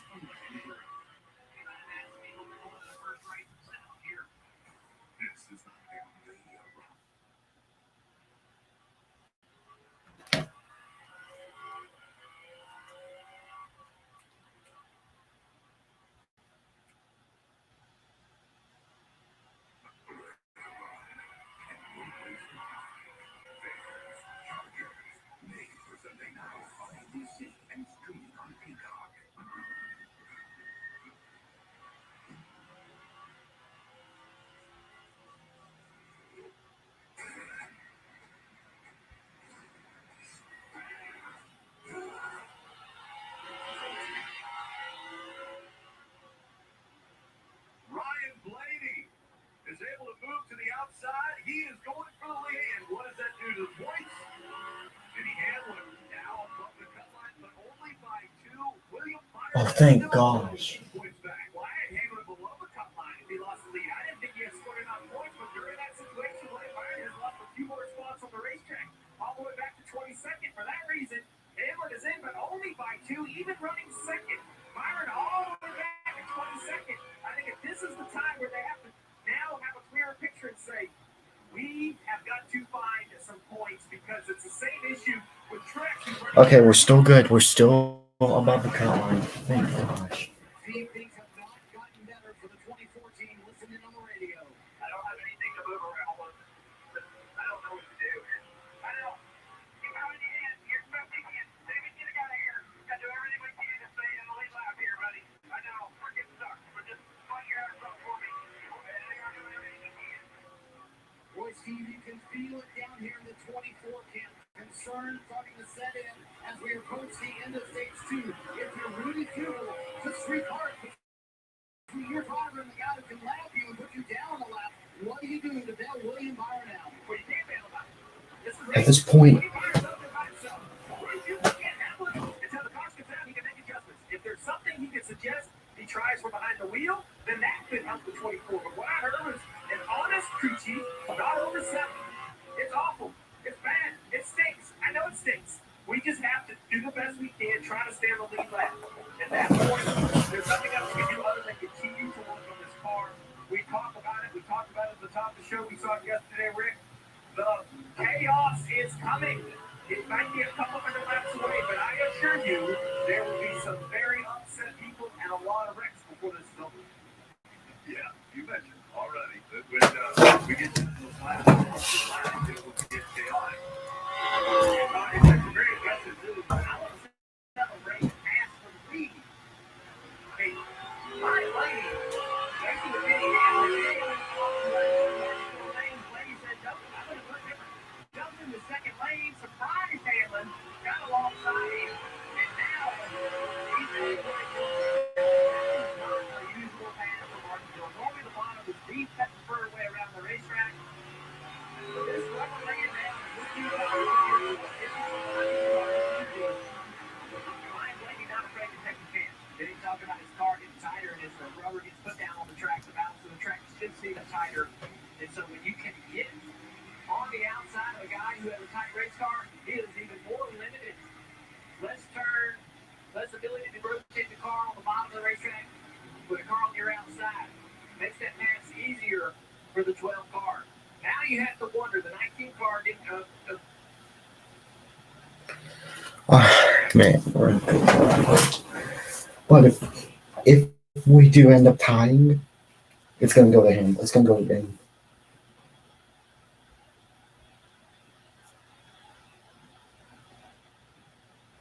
And if Denny Hamlin, if he wins or if he makes it into the championship four, I'm playing the Buffalo Bills shout song at the end of the stream. Truex in third, running some reasonably good laps. Can Denny Hamlin hang on here? A lot left at this stage. And Denny, only two to the good over Byron. On that situation, they just told him sort of the line differences that he had compared to the 12. But one interesting thing before he got passed by the 12, they actually updated him on where the 24 of William Byron was, telling him that he's about over a straightaway away, meaning that he was that close to lapping the 24 as they go through this fight, only 2 points above the 24, letting him know that they're really struggling. So if he lost the lead here, there's still a lot to fight for.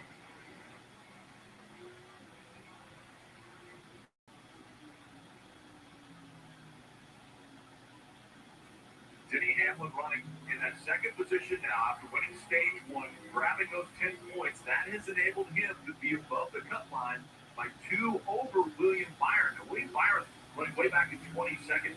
Remember, every position is a point. So if William Byron was to get up to 20th, he would be tied in that point situation because he got those 2 points. That would put him at a tie. So there are so many moves to be made still to determine who this championship four will be. But if Denny Hamlin, Ryan Blaney, Mark Truex Jr., they can continue to put these points in their bucket before the end of this race, it's going to help them with that opportunity to make it into the championship four. But again, 53 laps still before points going to be made at the end of stage 2. And the trouble for Byron is that his teammates, the best hitter car is Chip Filling 11. So if you had a teammate running well in the top 5, maybe it's just some air pressure adjustments that this 24 needs to hook this car up. But really not being able to know for sure exactly what direction to go. When you look around, your teammates are also sort of struggling with turn, grip, and what have you. I mean, it's pretty frustrating. Yeah, a lot of conversation we've been having about the trouble with William Byron, but he's and other than in this race, Tyler Reddick ran very well here in the spring. Had some confidence, but it has not happened today. And now his opportunity to win a championship could be going away with this 12 car lapping. Oh, contact between the 12 and the 45 there. All the two still make contact. He's got a fight on his hands right now as Blaney's going to try to get this pass made in 2023. A great season, but the expectations are a lot higher now as we have seen him fight his way into this round of 8 of the playoffs. This isn't going to be an easy match. Tyler Reddick is going to fight hard. I don't know if this Arnold is going to allow him to fight, but we've seen this second groove. It's not bad. He gets up here and has a little more grip than he's recognized because that gets difficult on late. But he still hasn't cleared him yet, Jim. Oh, up at the racetrack, we got contact. An injury with the 12. He got up the racetrack. Let's see if he gets it righted again.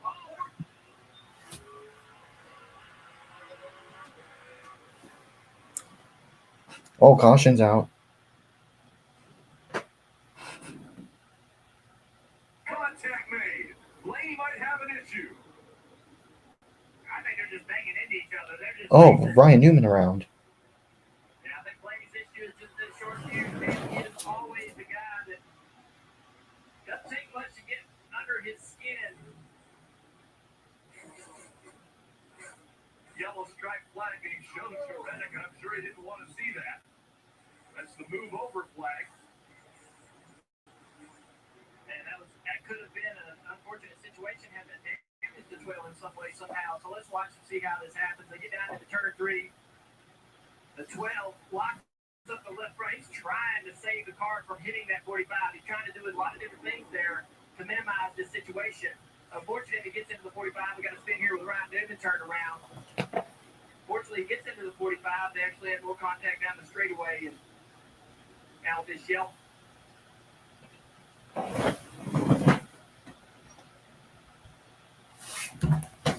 Well, Tyler Reddick, I believe, is scored as the highest lap down car. He's probably going to get the free pass. in this situation to put him back on the lead lap. So the caution comes out at an opportune time for him. 20 car down here. I think all the cars are going to come out pit road here. Right there, just trying to turn it around. Ravel may not have raced with Ryan Newman enough to know that Ryan Newman's not going to let him live that down. Then we'll come back to haunt him at some point.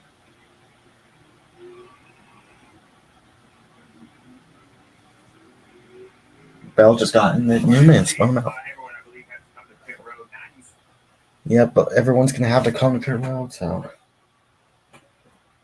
6 laps on these tires. Remember, the leaders pitted just before the end of stage 1. They didn't come back in at the end of stage 1. So nearly 100 laps on the leaders' tires. I believe they're going to have to come to pit road. Tim. And what did he in the car? He said you're just losing the right rear over the course of the run sideways. He doesn't have much else to say, though. He did say he felt like he could beat people in the corner when the car was a little bit tighter. They will likely make an air pressure adjustment to alleviate that problem. So here they go, coming down pit road. You know, the leaders have 95 laps, 96 laps on the tires. Brad Keselowski, who did stop at the end, didn't think he could stay on the racetrack. Please don't speed. Please don't speed. Please don't speed.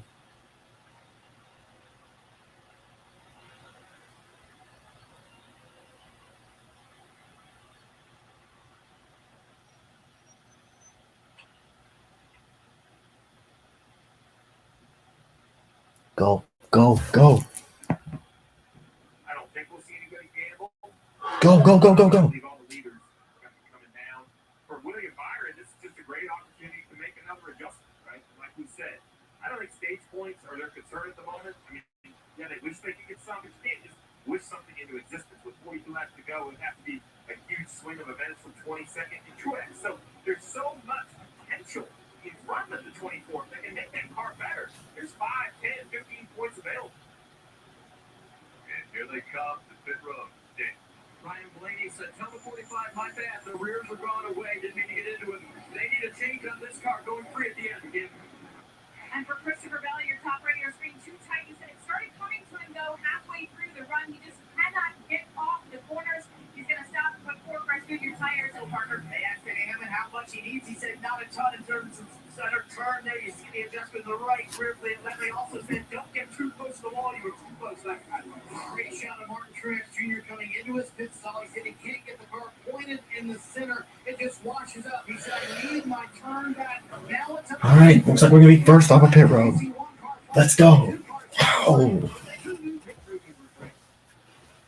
that number 1 pit stall, very important. How about Hamlin's 11 team? Got him in front of Blaney. So now Blaney has fallen back 2 spots from when he came on the pit road. So the pit crew's stepping.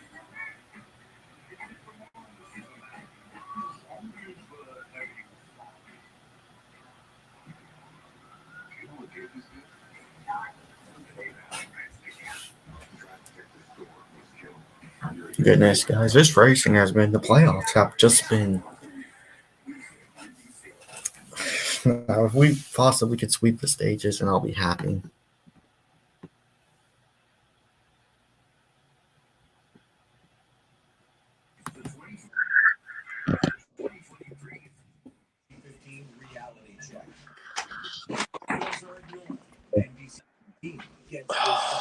Has anything happened? Huh? Has anything happened? Ryan Newman just spun out, so that's our third caution of the day. Third or second?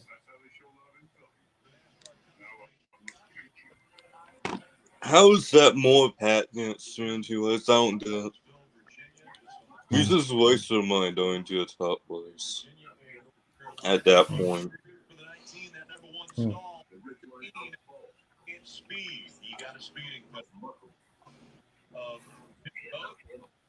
Jr. will have to serve that penalty. Yeah, so he's in the first stall available to use, which is really what used to be pit stall. He's far left of the 12. Truex has a speeding penalty. Oh no, that sucks. That's how his playoffs have been going. Completely. The yellow line to the right, way up here. This is the pit speed line. The other line is a little bit. You see that? wedge, right? So it's much farther.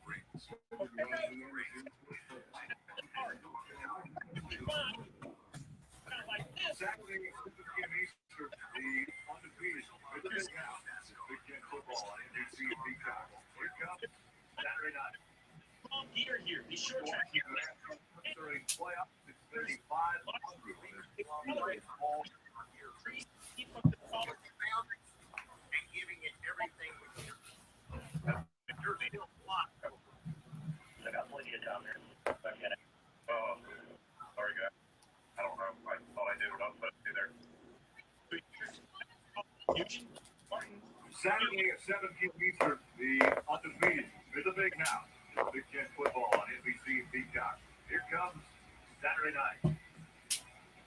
You're watching the NASCAR Cup Series playoffs. Xfinity 500 on this beautiful fall afternoon in Martinsville, Virginia, just on the south border between Virginia and North Carolina. Huge news for the 19. That number one stall doesn't mean you can't speed. He got a speeding penalty coming off of pit road. So Marshall Jr. has to serve that penalty. And we've seen this before. So he's in the left of the 12, which is fine. That's how I would want my driver to lead. But you have to adjust your speed. So this is the 19 pit stall. So as we widen out a little bit, the yellow line to the right, way up here, this is the pit speed line. The other line is a little bit in front of his box here. But you see that makes a wedge, right? So it's much farther out here. So pit speed calculated on kind of this arc. There is such a strong gear here, these short tracks. And when you step on the gas, softer springs, a lot of tracks, you can accelerate. We saw Ryan increase speed from this stall in the spring. Now the 19 in the fall. Let's listen in. I literally only hit your head coming out. Yeah, so I got plenty of time here. See if I get it. Oh, sorry, guys. I don't know. All I do. So the driver will tell you, oh, yeah, I saw 4 reds. I made a mistake. And that, well, we all make mistakes. Like, you can hear the frustration. It's like, well, I only did what I thought I was supposed to do. I'm not going to quote whether 2 reds are right or wrong. I don't know how they set their pack. That's not the point. The point is he was too fast, and now he's got to go Oh, gosh. all the way to the back. The goal for him now is to stay in the lead lap until the end of the stage. He's 35. He dropped the green flag. He did not hit. So he should be at a start with them. Hamlin and Blaney making up the front row. 25 to go in stage 2. Oh, 35. There you go. 35 laps remaining here as Hamlin is able to clear that 12 of Blaney. Now we'll see how hard he fights back. Look at the inside. Blaney picks up the 3. Blaney to his inside. Right there, let it up the racetrack. More cons.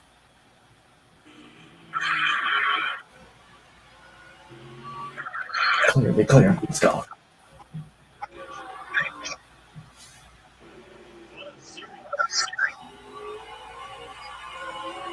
Back here on third two.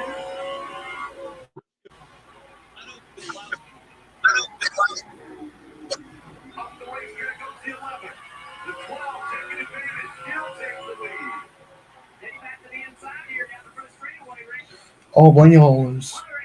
Tries to crossover move. Blaney trying to hold his position on the end of the field today. Look at the difference. As soon as Hamlin's not faster, and Blaney is, then it's tied in points.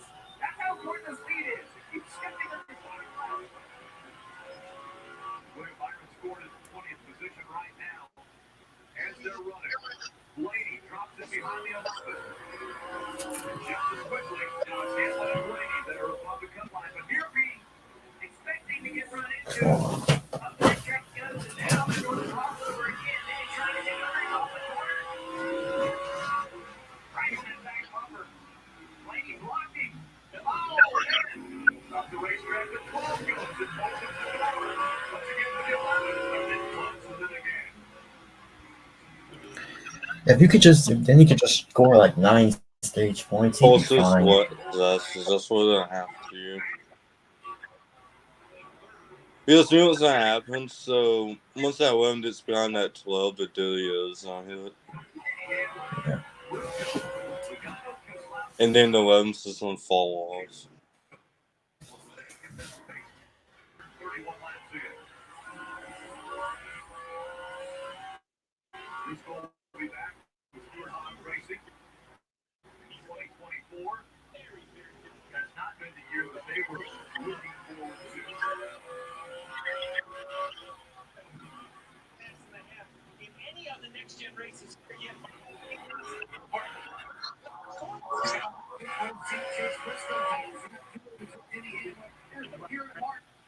package in NASCAR.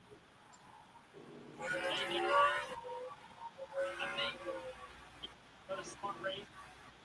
No, the package is actually dog shit, Delson. The hell do you mean?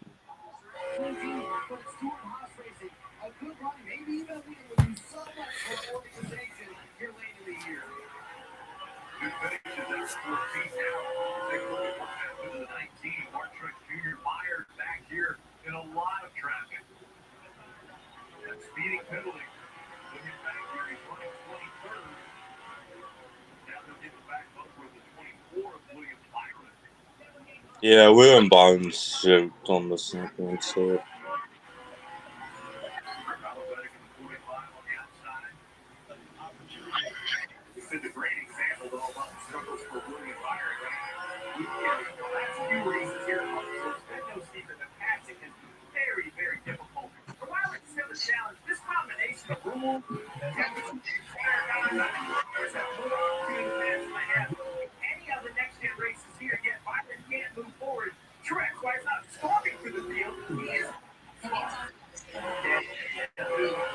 Direction from the short track package in NASCAR. 24, I think he'll be able to get the track position in the On that risk, you snooze, you lose. At Ashley Pizza, you cover with top.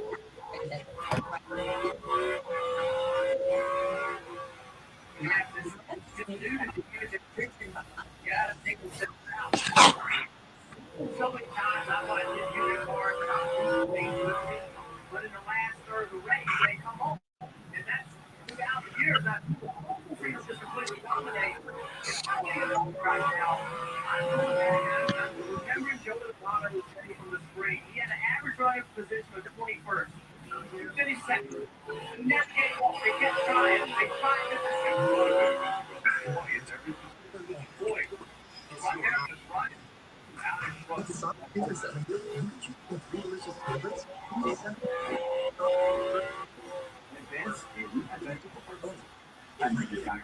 This is cherry and lime.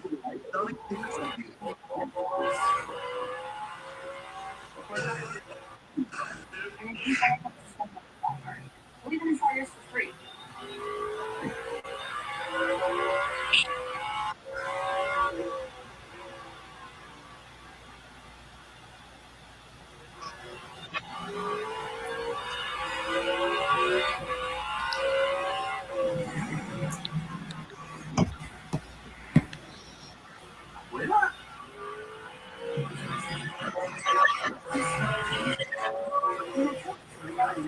You snooze, you lose.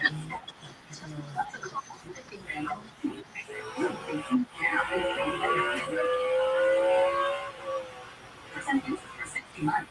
Every snooze on my day.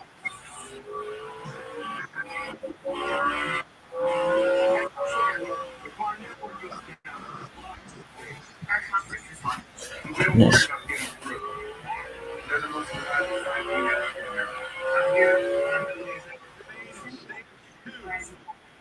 The number one choice in college championship is your the Sonic Championship, you can choose from 3 delicious flavors for only $7. The Sonic is stage 2 on the Super cherry and lemon. Sonic 2 for $7. They're running. They are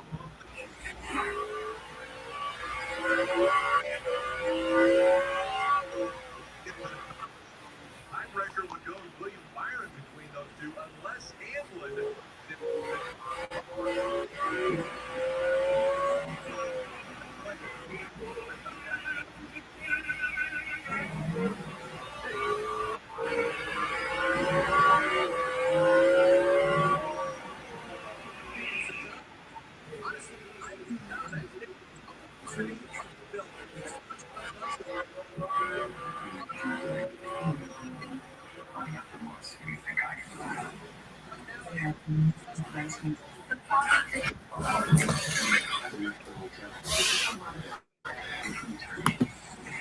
Oh yeah, that race was probably, if I would rate that race, would probably be a 9 out of 10 ish, 9 out of 10.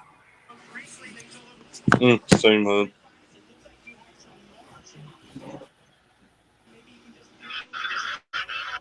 13 laps remain in stage 2. There was that would never see a finish like that then at Monsfield. Points. And right now, two playoff drivers running 1 and 2, Blaney and Hamlin, as they're running, they are above the cut line. See that? There's the tie right now.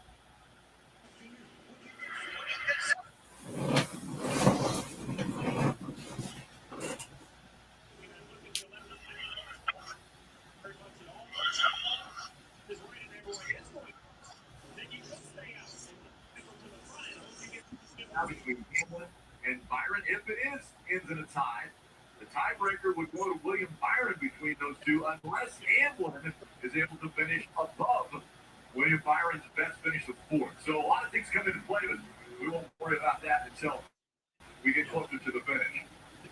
The Phoenix and Jonathan told me, honestly, I do not. I haven't been able to get out from underneath Martinsville as much as I'd like to. Have a team working on a car that we would need if we were championship for heading to Phoenix. But he told me right now I've got to do Martinsville. I think his time management right now has been a 10 out of 10 based on that, partner. And Davis, this heavyweight battle between Ryan Blaney and Denny Hamlin continues here at Martinsville. The 11 team has been keeping Denny abreast of what he could be doing differently in that car compared to the 12 months recently. They told him to the speeding committee, Mark Truex Jr. was one of the better cars in the field, has gained exactly 5 spots. The track's going to continue to rubber up, and they're going to have to keep up that speed. The checkered flag is not now. It's a long way away. They get the 11 of Denny. Yeah, about halfway through. So Steve, coming to pit road, told Truex, everybody will hit at the stage. How do you get that track position back if you're James Small for Martin Truex Jr.? Would you think And nothing has happened in like the last few hours. What a fucking joke of a race. If James is right and everyone is going to pit, Especially a Monster race. I can believe this has more attendance than the Las Vegas. Yeah.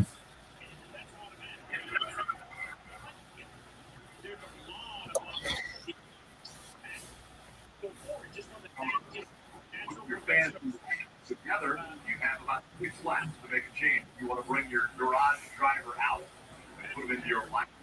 Just within stage 2, as Truex continuing to fight to get position. How is the 14 touch the 11, but the 11 is faster than all 3 of those cars? good yesterday, and you were absolutely right. He just showed up again today.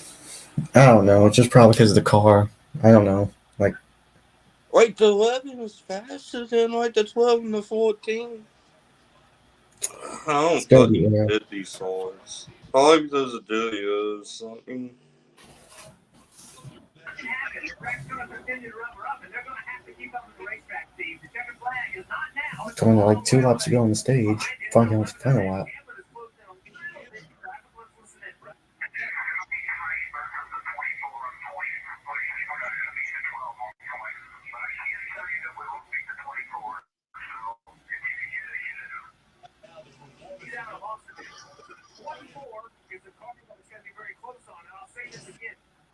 Do you think that's a good thing? But the problem is, they're tied in points. Byron there's a lot of opportunity for him to go back and Byron to go forward, just from the natural progression of racing. So I think the most ridiculous for Hamlin is another on the clock. That's the pathway forward. The other issue for Hamlin right now is that 14 to Chase Briscoe. They have got great speed. If you've been injured in a car, how long for yourself? Yeah, SHR has been doing good. Let me show you what's going on behind the scenes with making a shack. We created Shaq-a-Roni my way. Extra large pizza top, extra cheese. This is simple recipe. We take everything. The stage points. When it comes to not necessarily. Do you really want to sell a whole team with explaining yourself over each time you call, just like the driver then dedicated to them, and you only need to explain this to them once. Do you really want a firm so big it actually needs a customer service? It's too busy. Or would you rather use a firm Getting discuss it? effectively. My name is Dave Giuliani. I represent and I will still personally return. Have you been looking for the perfect sofa? Versatile sleeper sofa? Cozy reclining sofa? Or stylish sectional to complete your living room? Yeah. Then it's time to get serious. Get savings at the realtor. All right. Every leather sofa, fabric sofa, sleeper sofa, reclining sofa. Okay, T-Rex is back and still in 22nd after that speed. Now, during the Rules to Go Store One sofa sale, every sofa is on sale. When you question those in power, that's an NBC 15 reality check. The Gulf Coast chief meteorologist, Alan Seals, only on NBC 15 News. Credit One Bank, a credit card company.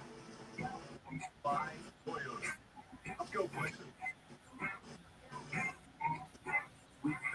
Unseasonably warm, over 80 degrees here in Martinsville, Virginia. Take a look at the points that have been earned today. Denny Hamlin came in under the cut line. He has gained 19 points. Blaney also getting 19 points through the first two stages of this race. Those two helping their cause into the championship war. One driver is going to get in based on points. That's why these guys have been grabbing and fitting the game. And from what I've seen so far today, I think it might only be one. You can impress on that. That was the fifth time on top of the football. I heard Marty talk about James Small. He was on for an hour.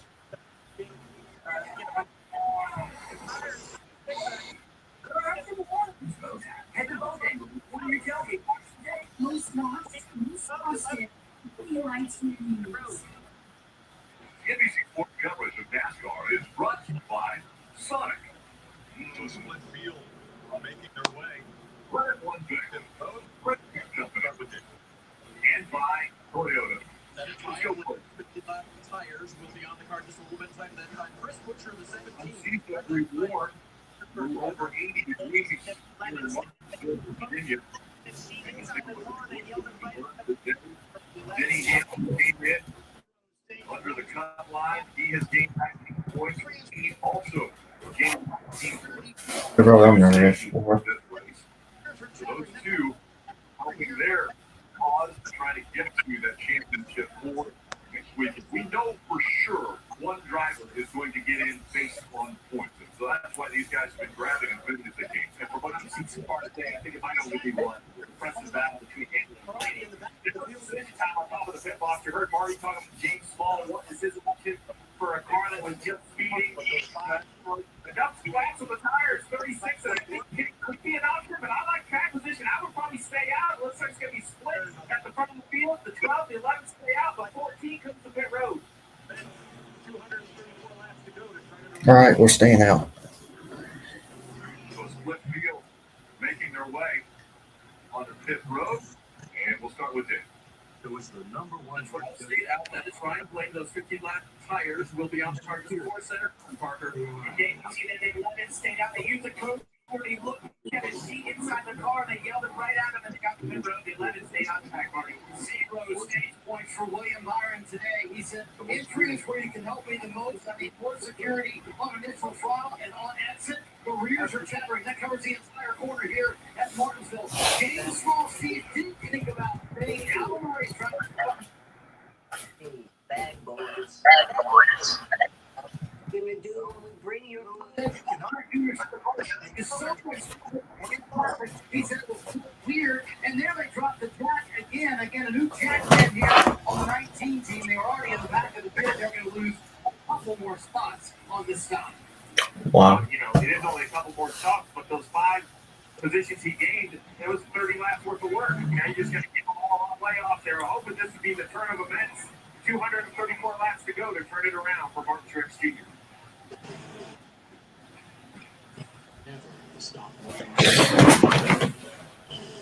I'm just saying this, dude. If Truex gets eliminated, then there goes my championship pick.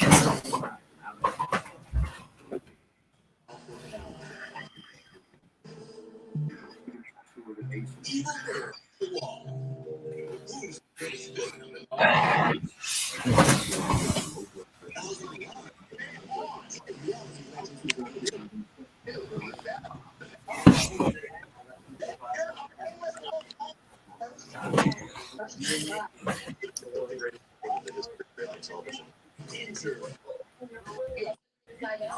East House of Villains. The competition continues Thursdays at 10. Only on Xfinity. With so much on the line, the crowd here at Martinsville definitely getting their money's worth.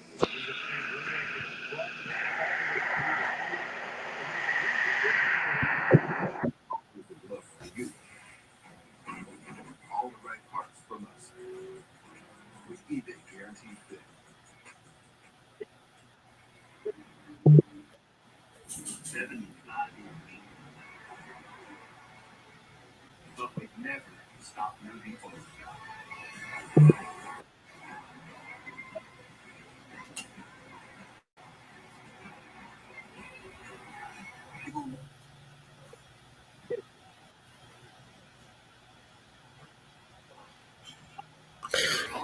All right. Who's the greatest villain of them all? With $200,000 on the line. Game on! 10 reality legends will do their work. Who knew being bad was going to pay off? Clown the best. You're a brainless little corner. The first to cry is the first to cry. I consider myself the greatest villain in the history of reality television. Enter. You are still going to slide that snake. East House of Villains. The competition continues Thursdays at 10. Oh.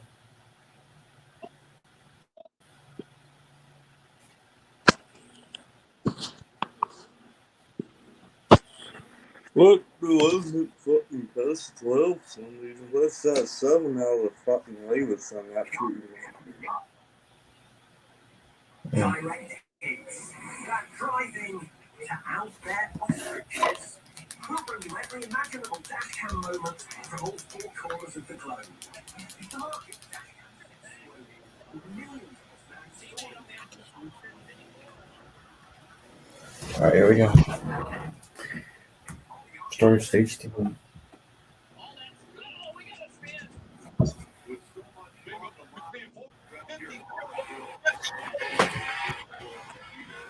No, it seems like they're actually racing now.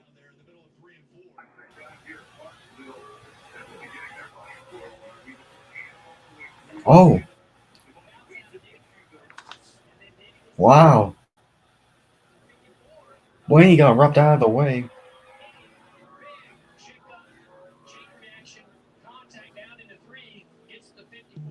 And slow as up fucked.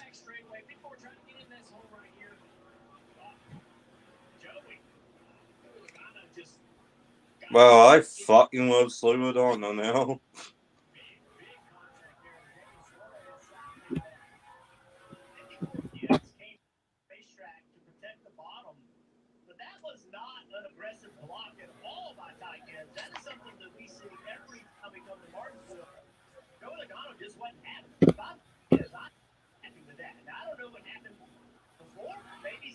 Oh, caution's out. Ty Gibbs won, I think.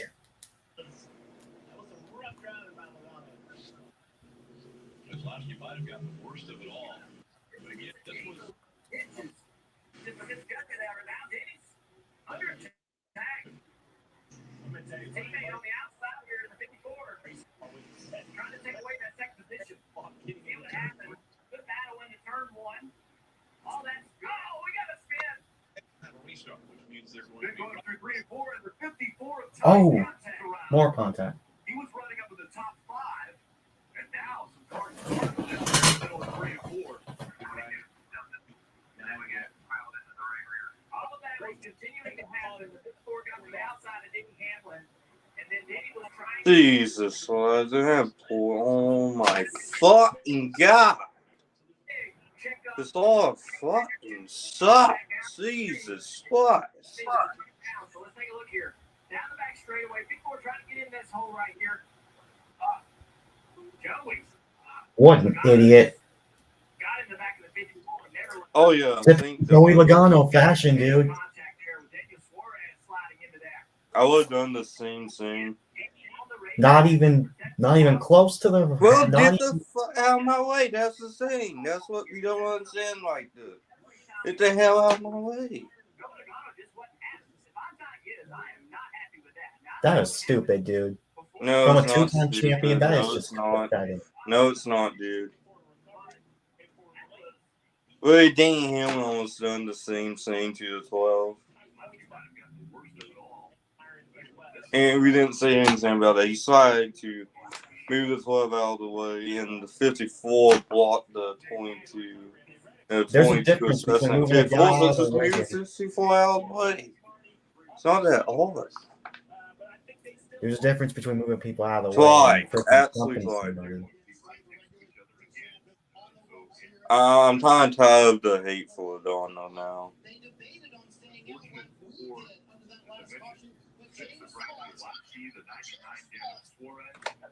it's a great time to take a pause and understand where we are after 2 stages awarded. On the bottom left, you reminder to everyone, Ballard and Larson are in. Blaney currently leading Byron +4 over Hamlin. So there's a couple battles going on, and they really all concern Blaney, Byron, and Hamlin. That's the situation with Greg Tracy in the back. It starts with this. Because it wasn't even a playoff slide anyway. Points awarded. Byron is 1 point ahead of Blaney. So if you think about it, it really comes down to who can score how many points if we don't have to do winner. Denny Hamlin is still. Oh God, what the 99? Still the guy that Jesus destroyed. You see it. He's -5 to Byron, running second, with William Byron running 15th. So That's like an absolute joke now. That horse should not be like that to that well. It should not look like that. Just looking for recovery, and for Blaney, if he isn't the leader, then it becomes a very tight points battle between Blaney and Byron as well. So a lot to still happen here. Well, yes, still soon. Obviously, but you can't do that because NASCAR made an awful roar. All the way up to 7th, you see it's just not doing enough of the points. The 19 of Truex, Marty, up to 21st. But I think they still also, with their lack of stage points, have to be thinking win. Yeah, Steve, the regular season champ is on the ropes here at Martinsville, -30 below the cut line. They debated on staying out like we did under that last caution, but James Small explained to Martin why he wanted to pit. Listen. At this point, unless something America really finishes up on a bunch of people, that Monday I really showed it. That doesn't agree to a later on long the trap people down. But we're just not to be out there. Yeah, no, I agree with you. Steve, 224 laps to go. There's a long way to go today here at Martinsville, but that's what James Small is thinking. Put those fresh tires on that last stop, run as long as they can, hope to catch a caution. Well, and it comes down to when those cautions are, right, Marty? If they catch it perfect, I think it could be to their advantage. But if it's anything like yesterday's race, Dale Jr., you called it, right? We were talking about should we pit or should we stay out in the series race. We see the 99 of Suarez flipping his car around. And then that final stage of 130 laps, we only saw about 70 laps of racing, right? 60 laps of yellow. We haven't seen that out of this next-gen car. But with the high heat today and these new Goodyear tires, it would shock me to see more yellows. That right there is, well, we're now beyond halfway in this race, and that right there is a little bit of what we expect to see throughout the remaining laps, right? You know what? I actually think that close to the left. Not good enough to pass anybody. I do see how hard the 11 hit that 12. That's exactly what they need to pay attention to. Yeah, here's the thing. Now, I mean, I do agree with you. You got at least, if you can't, we've seen this before, right? With Blaney bumping Bubba Wallace out of the way. I mean, you got to at least give contact to at least move someone. I agree with you at that part. Like, wouldn't have to, I don't know how hard, but we'll have to wham the guy in front of me, like I've said so many times. Like what Donna had win the 54 all the way anyway, because he ain't done past that 54. I'm sorry, but he wasn't able to. Okay. All right, so the number 6 is good, but the 99 is absolutely the sword. Maybe they won the lottery.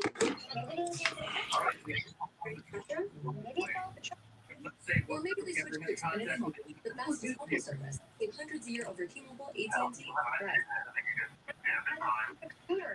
I'm starting to try that phone that specializes in mid-cap. Switch to Xfinity Mobile today. With our new So there was a lot out there. Again, nice save by Blaney. Right, and that was David's fault. He lifted, they looked at the data and said he was riding great with Stick and said, if he wants to play games, I've got nothing to lose. And under the talks before this, the team gave him that verdict. Take a listen. You want to personally a game against them? We have to win to beat the 12, honestly. I'm not counting those points. Everything I can to win. Everything. Yeah, that's what we do. Damn, I want a clock already. I'm telling you. And there it is. It's quite simple for the 11 team. Go after the win here. They want that clock at Martinsville. It'll be the 6th one for Denny Hamlin if he get it done. Just a little tight in that race car when they refired here. He said they told him to use all his tricks if he can. Warm afternoon, and things are heating up on the track as well. Boom. Logano aggressively in the back of the 54. That creates about a 4-car pileup.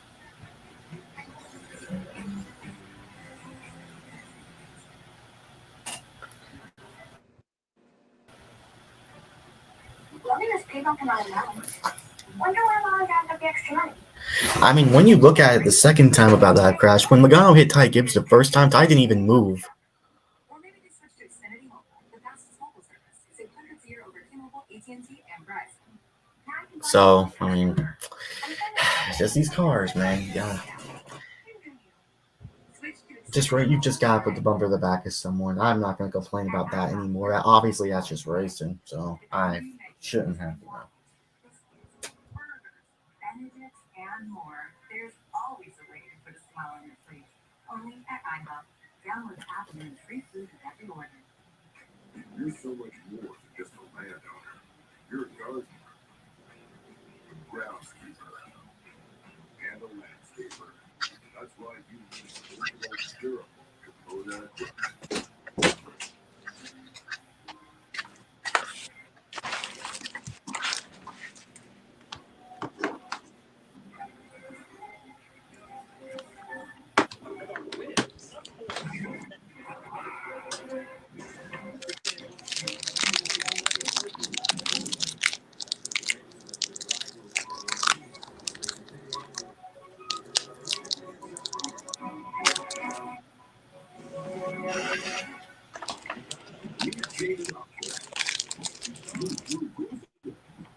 Posts affect the edge.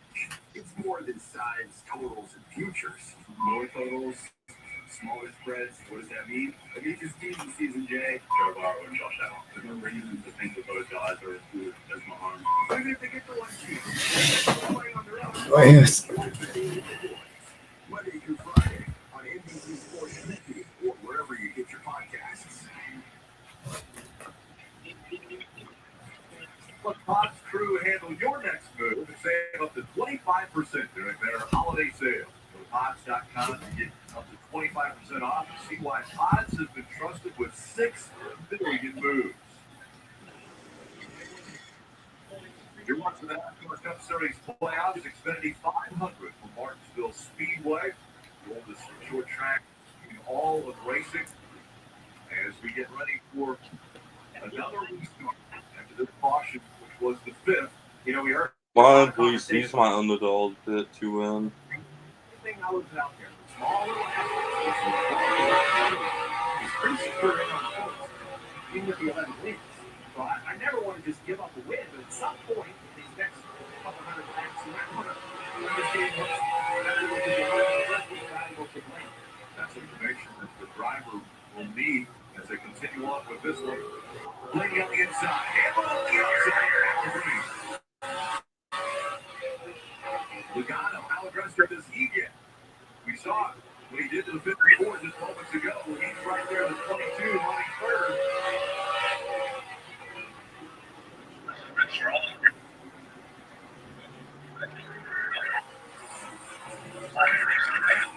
Go side by side for the lead. Hamlin trying to fight on that outside line.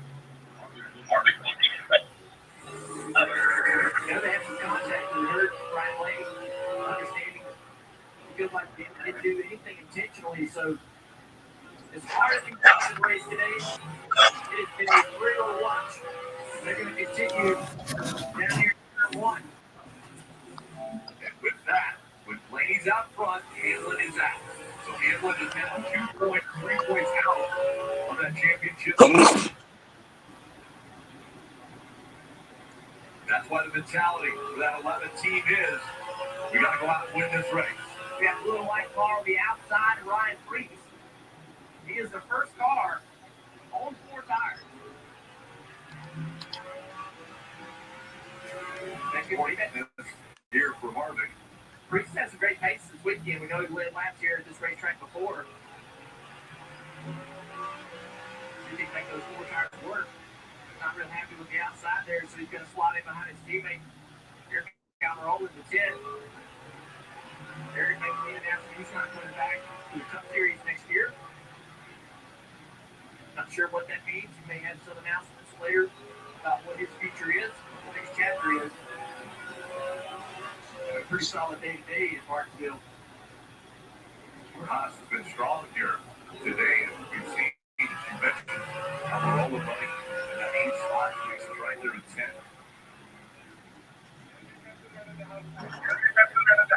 Just looking ahead, he runs 11.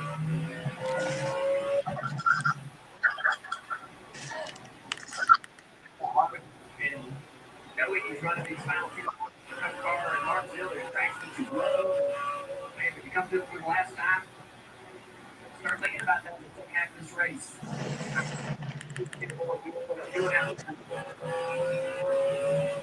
Try to soak it in and enjoy it. He's having a good run as well. There's that 19. He's trying to work his way through the field. Right there behind the 24 Byron.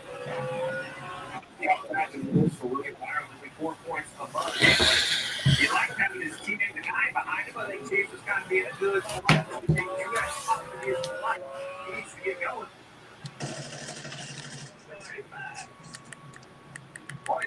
What we're doing now, if we've seen him kind of plateau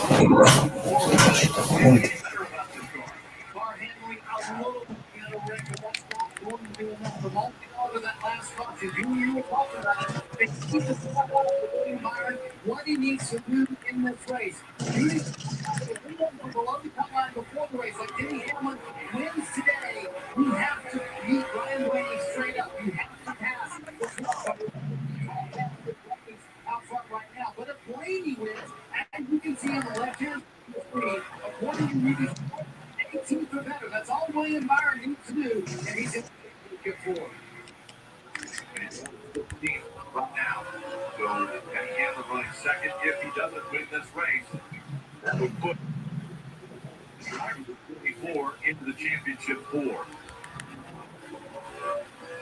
Bob Dunford giving us the shot as he looks on. With in front of it.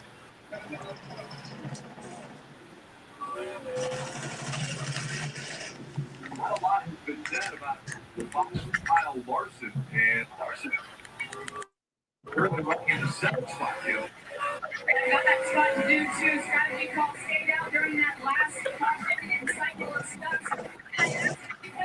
What they have to gain today. He said we cannot compete for a week and expect to show up and win a championship. We still have to execute. It is a race we need to win. We're having solid top 5. They run a pressure. A lot of pressure from Eric Almirola. Was mentioned retirement from full-time. Drew Wilson certainly good team, but that was not a real surprise because we expected we know we have a good car today. Long run especially. The 10 could be at the rollback at the end of the race. Well, for Pittsburgh running in the 9th position, again, they already are locked into the championship world last week, and they felt good about their car coming into the race today. Well, the balance has just not been there for Pittsburgh right now. He's saying it's too tight. It starts to come today, though, halfway through that run, but he cannot get off the corners like he wants to. And running behind him is the 41 of Ryan Priest having a great top 10 run here today. But he told me my goal today is to go. He's already going to do this. Today, for this whole 41 crew, putting that Johnson, they hopped on that car for the week, and they won the pit crew. That pit crew was Cole Custer's Xfinity pit crew. So almost 2 Haas qualified win for them there in the football summit. Series. It's strong.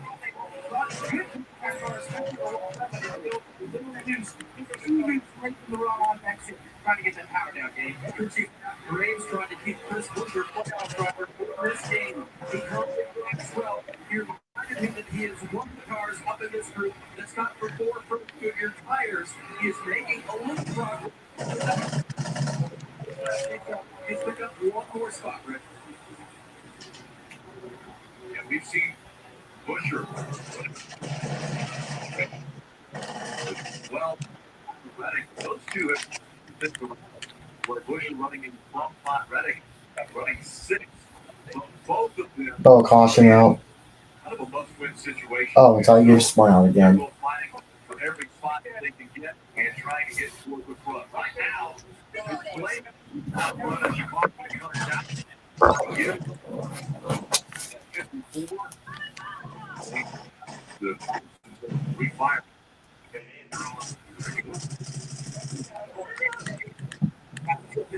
3 by Logano.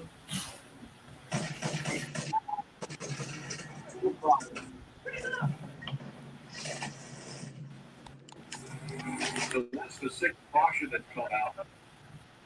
Steve, with 197 laps to go, what are we thinking about the strategy?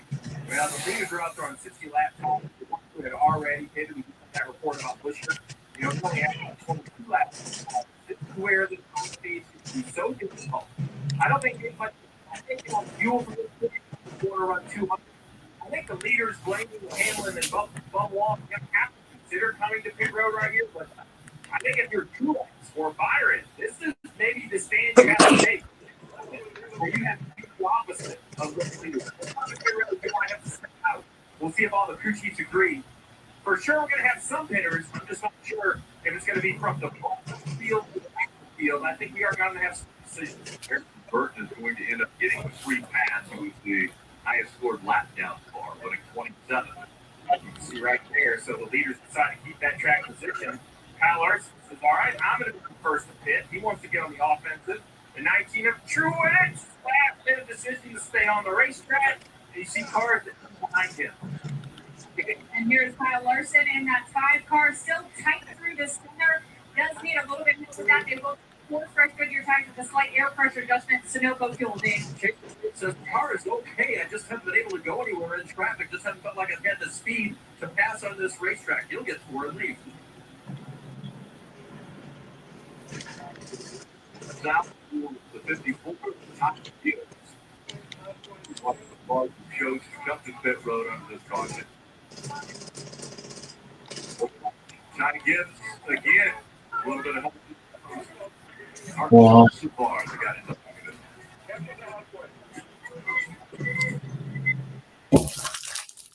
Mid-Mobile, we like to do the opposite of what Save Wireless does. They charge you a lot of money. We charge you a little. They put their names on arenas. We put ours on my mobile. So usually, when parents may be raising their prices due to inflation, we decided to raise our prices and did not pay because for one of their apps, they ended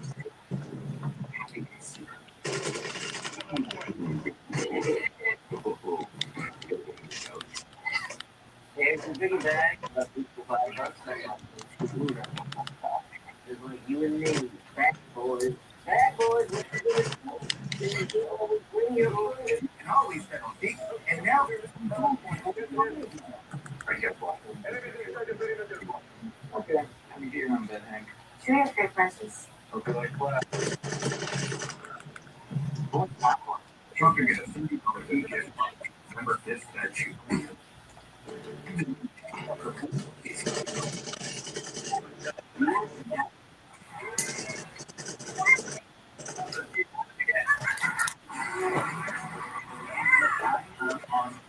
I've won this competition last season. He thinks he's the king.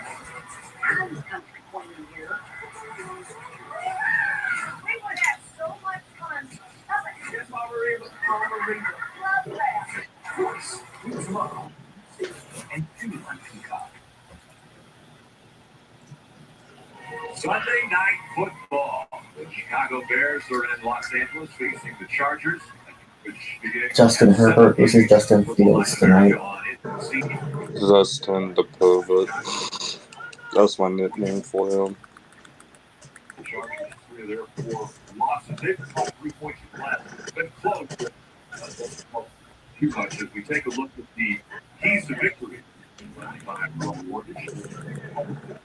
Not to take advantage of others. There's going to be more pressure the last 190 laps. If you're getting tipped, you're making mistakes happen. You got patience. Especially on the race. You must have patience. You need a little help from your spotters and crew chiefs to try to keep your head on straight. Then are you going to make your last pit stop? Right there, the guys tipping a little bit ago. They were not able to gain. Brad is out. Behind the wall, and they had come to pit road. They were involved in that accident earlier, but fire roaring out from underneath the six Kozlowski. I can't tell if this is an engine expiring. It seems like an awful lot of smoke out of the exhaust. The fire, for sure. You look at exactly what happened between Kosovar and Todd Gibbs. Todd Gibbs, maybe delay right here. Pretty simple. Martinsville racing. We're going to go down into turn one. Kosovar is going to go into the back. Watch this. I'm going to hook you. And we know that Kosovar has a habit of doing that. And I think he's trying to work on it, but when you come into the Cup Series to do that, you're going to get some hard lessons from these guys. Because, you know, there's not a lot of people that stand up to you in the Truck Series or the Xfinity Series, but this Cup Series is a little bit different. Carson Hocevar is actually battling for a Truck Series championship next weekend. Wow. He runs full time for points. Well, here we go. Green flag. Oh, Hamlin had a horrible start.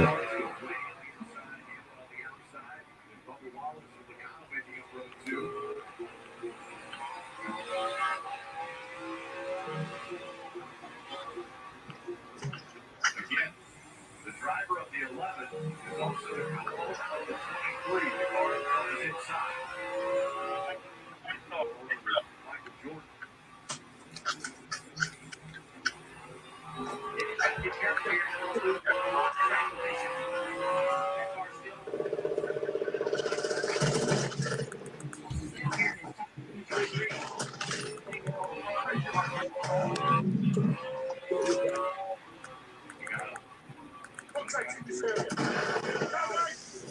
Cedric just in front of him at 4. Lipinski well represented here. Running through Logano is 5th.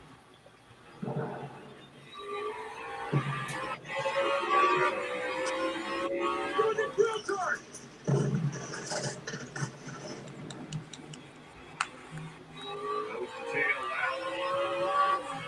All the way back. Briscoe and Busher with Briscoe on the outside.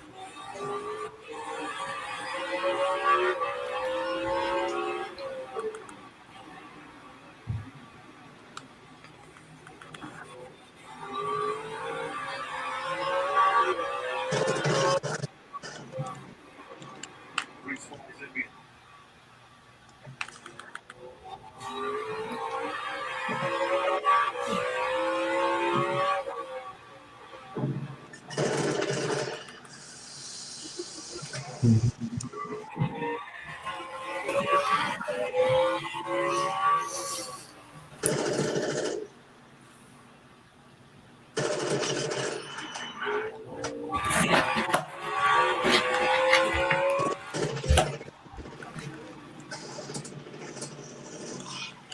That's really going to be the stretch. That's one of our keys to victories. When you come to the final stage, you have the time.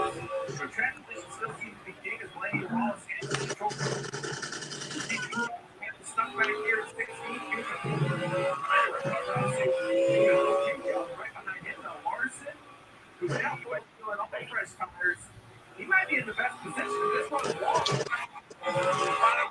have another good yellow. He might be stay out there to transition. Fire. They're on the inside. The way it shot down between the 4 to get up on the racetrack. Todd had a great run today. This 38 and up in the top 20 for most of the race. Good job, man. Good speed. Running the right cars and he's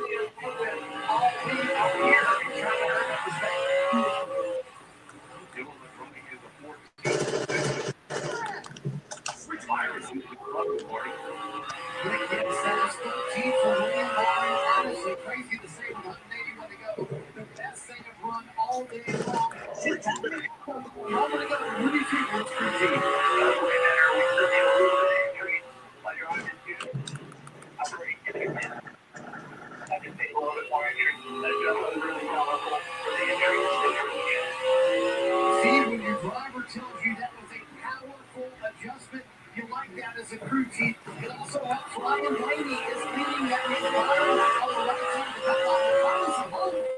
In the 24 camp for the race car. Yeah, gave me some adrenaline. As a crew chief, any adjustment that was powerful enough as a driver gives you that sort of feedback. That's a pretty cool thing for him. But turns out he's found one that can adjust what he's looking for. He's going to have at least one more stop, if not a couple more from here. Just how much farther forward It's in the amazing 24 you camp. can on EWS. One car, Chastain, the 5, the 19, a Truex Raven. Nothing to say, really. Other than I give this race like a 4. Same hood. I'm not even actually. I'm not even watching it right now. How long will the patience play off? That was another one. Oh! Around goes one car. Looks like the 34. And so Michael McDowell spins and brings the caution out. Yeah, that McDowell spins out. had a whole lot of cars. And a lot of guys trying to be careful, trying to stay off each other, and just run out of patience down there. You know, you think about the first few races with this car at this racetrack, you can hardly spin anybody out. They figured out how to do it now. There's been a lot of contact with cars going around. You right here in the corner, almost looked like, you know, he just ran out of room. Like just a typical Martinsville deal. The 34 of McDowell didn't give any much room at all. And McDowell ran a little tight. Once the contact before he turns right to save himself, right? Of the track and then turns around. He can get to the side with it. Oh, I think at this point, you know, I'm coming to pit road. I'm coming, which could be the last time for the day if I think I can make it on fuel. Just in case this thing continues to cycle in short runs, I may never come again. I don't think I want to run 166 laps now. If I don't think I can make it on fuel, I would stay out. But I think I'm in the window probably with caution. So I expect to see the leaders finally throw the towel in and say, it's time to come to pit road. We'll see if they agree. Sure enough. Yep. 12 gets the first pit stall, Dave. Jonathan Hassler, crew chief, said that wasn't quite what we needed, but Dan Blaney said we maybe should go 50 more. They said, no, let's do it now. 4 tires and fuel. And for Tyler Reddick, he said loose and tight center, no drive off. He told us to just get off the corner. Richie Phillies got this will help that. With a little bit air pressure adjustment, Parker. And for the 11 team, this could be the most important stop of the day. An adjustment there in the right rear. It's going to be 4 Goodyear tires for Danny Hamlin. This 11 team, Marty. Another shot at the handling of the 24. All right, 10.4 second pit stop. 2-3 in, but the exit is still good. The drive off, happy with that. He also said it's really hot in the car. Mark Truex Jr. on pit road. He agreed with you, Jr. He said it's bumper cars back here in traffic. 2 on the exit of the corner for Truex. Yes, only for a couple guys, Almirola and Larson gaining a lot of spots. And 2-tire stop for Briscoe gaining stop too.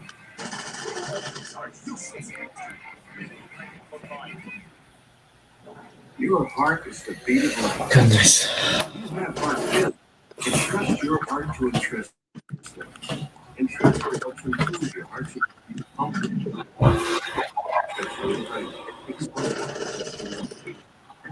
You can show for the case or if you had angioedema days or on the serious side of things, angioedema, blood pressure, kidney problems, or high blood pressure. Ask your doctor for treatment. With the Sonic Tinker 7 deal, you can choose from 3 delicious favorites for only $7. Sonic cheeseburger, chicken sandwich, or foot-long chicken cheese. If you can go to town since cherry and light it. Sonic Tinker 7 deal.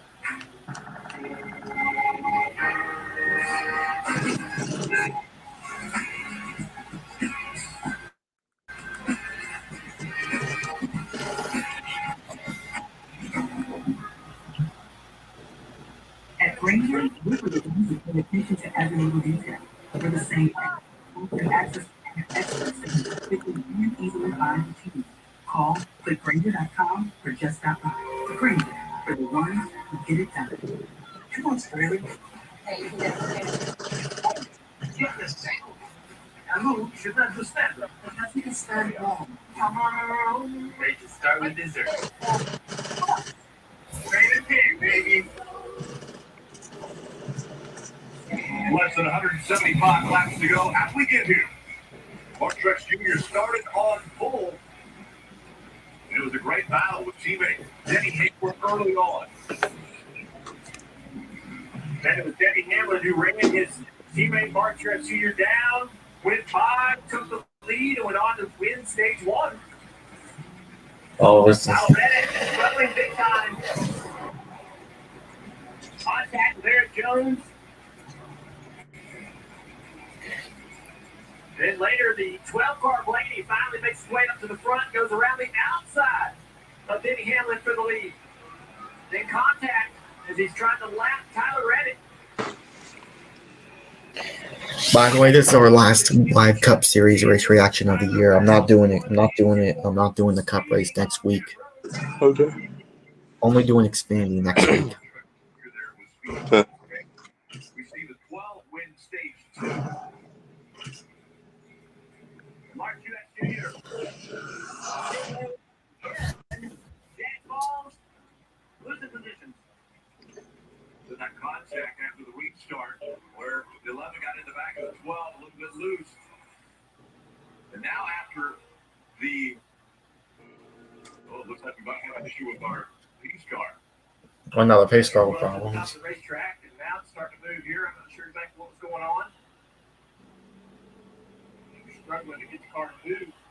We have a cleanup truck pacing the front of the field, so we have that under control. Yeah, it just pulls up to the top. And these drivers are they're trying to figure out what to do because they have to follow the pace car. Jason's like, I don't want to pass. I don't think I'm allowed to stop right here. Hey, you said before the race we're going to see things you've never seen before. All right. Oh, my God. Really serious. Oh, this is so good right here. Hey, the pace car is being loaded onto a tow truck. Oh, Car. We're going to put it on display. Marty. Rick, you gotta love the Martinsville fans. They're literally in 1 and 2 cheering the tow truck about to tow the pace car. That's a new one, isn't it? Yeah, that's definitely something we haven't seen. Quite some time. The crowd having some fun with it. Hey, Paul Racer Martin. Never. The 3, the 48, the 51, and the 77 all speeding on pit road this last night.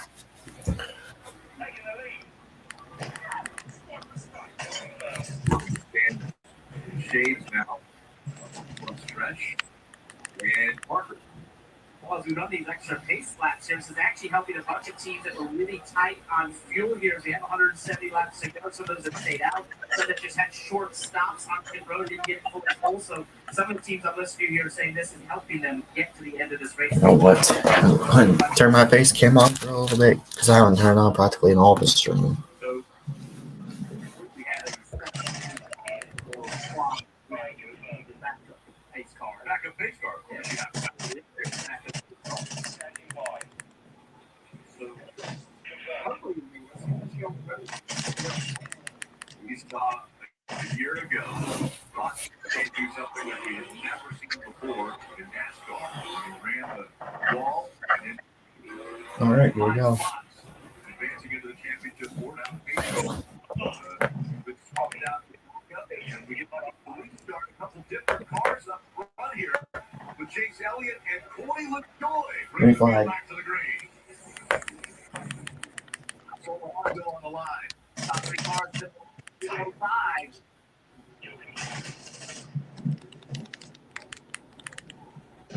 Two spots remain for the championship 4. Right now they're held by 12 of Blaney and the 24 of William Byron. And this is the first time. Contact! Oh. Pit car up the racetrack. He and the 43 of Eric Jones got together. Eric Jones was pretty aggressive today. I don't know if this is going to be over with. The 5 into the 43 Eric Jones now. Now Morola's upset. The 43 into the 5 season upset. And 3 wide, deeper in the field. And once you put 3 wide back there, we continue to look at the battle right there inside the top 10. Craziness. And remind you how nice it was up front. Here's Blaney that's trying to sort himself out. Here's Denny trying to get down into the corner. Underneath the walls. He sees all this in front of him. He's like, oh no, just get me through here. Oh, Bubba in the wall. Yes, more contact. Oh gosh, 3-1. Got squeezed into the wall outside there. Reese gets in the back of it again. We knew it said it was going to be under 100 laps, but apparently under 170 laps, it gets a little chaotic. Well, it's a little chaotic. Nobody's still going straight. I still think there's a couple notches that are going to turn it up still, but we knew the field was going to be mixed up, and here it is. Getting underneath the 47 now. Trying to move forward. You got to move forward. We're trying to do it carefully. Trying to do it smartly here.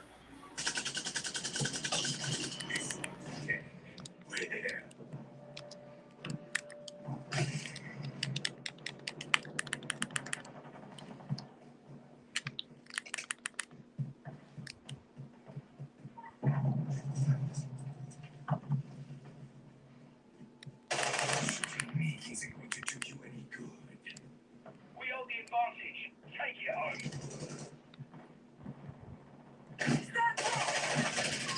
Drop their sniper. Loading.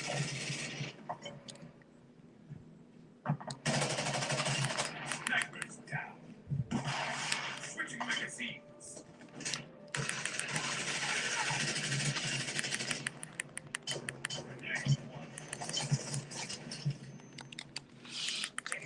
Overhead.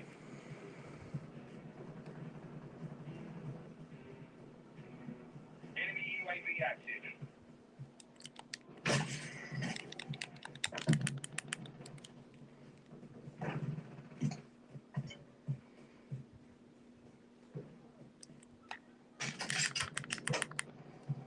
Got you covered.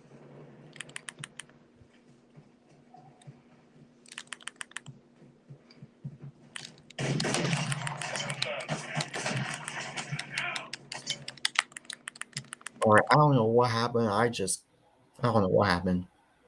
What? I might have got disconnected again. Oh, damn. Oh, that up the track. He's been really aggressive. Yeah, dude. I stopped watching these. Actually pretty calm there. He's right behind the 34. Yeah, I'm pretty sure that So is the 12 still in the lead? No, it's Chase Elliott. down in there, Oh, are they doing pit stops now? No, they just had their pit stops a minute ago, but Oh, now I understand why. 1 year ago, here is the big move presented by Pods Moving and Storage.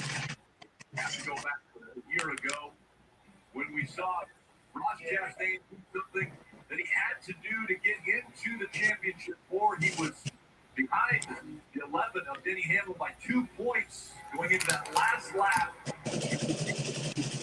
5 positions on the racetrack. And that secured a spot in the championship four for him a year ago. still doesn't look real a year later. Like, you think it's been edited. And what a great job this team did. They designed a paint scheme and a helmet scheme where the right side was kind of already marred up like it had rode the wall. Trackhouse, Ross Chastain. You see Moose on the hood and leaned into what happened a year ago. It was really well done by the whole organization. yeah, well done. What was that one? Yeah, after he did it. Yeah, it's filmed. You know what? We can't do that again. Yeah, I mean, it was outlawed. He was going almost 100 miles an hour faster than the car. The helmet that's painted that way on purpose, like it rode the wall. You know, there's an access gate on turn 4. It works, and I'm gonna give the credit. It's amazing. It's not what I see it time and time again. It makes that one even more special, and then it doesn't put these drivers in a situation where they have to do that at the end of these races. And when we asked Ross Chastain about it after the move was made, he said, I wouldn't do it again. And he brought that up again this week when he was asked about it. Would you do it if it was legal again? He said, I would not do it again, knowing the danger that's involved. A little bumping there out of the 11 of Hamlin. There you go. Bump the guy out of the way so that way you can go up and get the content. Right now, the championship 4 has the 12 and the 24 in there, but it's Chase Elliott out in front here at Martinsville. He ain't gonna win it. He is not. Yeah. Yes. And it has the most advantage. You got this on Xfinity mode. Yes.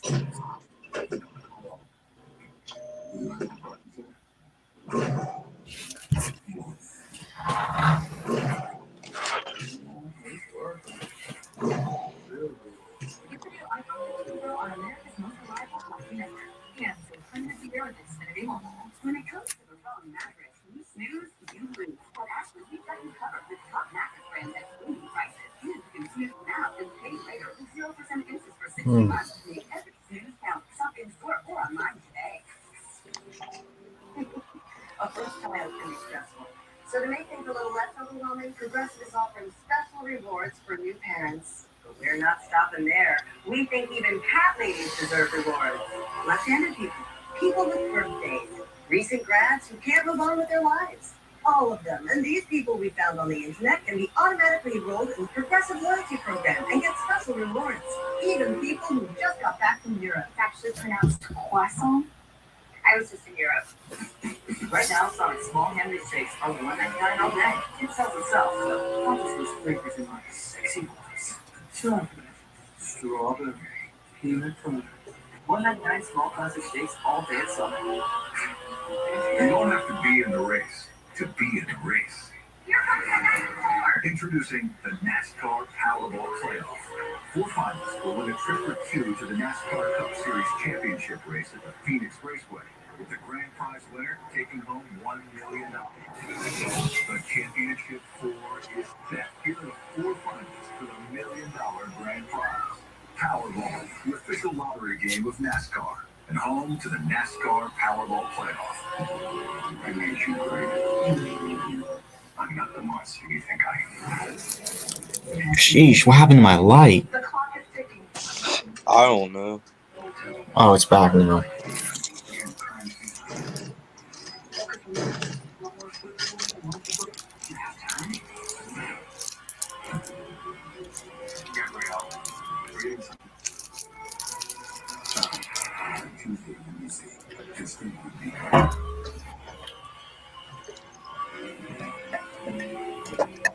Playoff drivers fighting for a spot in the Championship 4. Well, that will be coming up next weekend in Phoenix. It all starts with the Xfinity Series on Saturday on USA 6:30. Countdown to green, 7 o'clock racing to determine the Xfinity Series champion. Then on Sunday on NBC, streaming on Peacock at 2 o'clock. Get you ready for the big race, the championship race, where whichever of the 4 drivers that are in the championship finish in front of the other, they are the champions so far as a win to win that title. In Phoenix right now, 3 drivers that are on it. Ryan Blaney, William Byron, and Denny Hamlin. Hamlin, odd man out right now. He is 6 points behind William Byron, who has that 4th championship 4 spot. Up front, it's Chase Elliott. And after a season where Chase Elliott has been out of the car for 7 races, 6 of them because of injury, 1 because of suspension, 7 races out of the car, didn't enable him to make the drivers' playoffs. And so he's been fighting to get a win. That's one of the biggest things that Chase Elliott has said over and over and over. We would just like to win a race this year. Yeah, he's had winless seasons before the beginning of his career, but once he began winning, he has never gone winless since, and that's what he's trying to eliminate. We've seen it here before, non-playoff drivers winning. Dale, you and I were not in the playoffs. We had already been eliminated. We went to victory lane in 2014. We've seen some other, it was Clint Boyer won a race here late. So just wonder if today is the 9th day. Last minute lap 3:05. I don't think they can make it on fuel. That would be a long, long ways. But if we run for far enough, another say 30 or 40 laps, the push goes up. I'm taking the whole field in my pit anyway, so we'll keep track of this. Dave, we have more on Chase Elliott. But for the substitute drivers, Rick, he was still able to accumulate, the team was still able to accumulate points when they called the Owners' Championship. So Alan Gustafson told me this morning, we're in a must-win to advance that championship for Phoenix next week. So they have quite a bit of motivation. Steve, my math tells me they're going to be a little bit shy on fuel. But otherwise, the car looks good up front. What does your calculator say? Yeah, I agree. I think short on fuel as well. The cars behind them that think they could just make it to the lap 325. So 20 laps later. I know it's a small racetrack, but that's still 10 miles. Plus, to the finish, I'm not sure if we're going to get 136 between the heat out here today, some exhausted drivers, both physically. We know they're exhausted mentally with all the beating and banging. I think something's going to boil over before we get to the finish.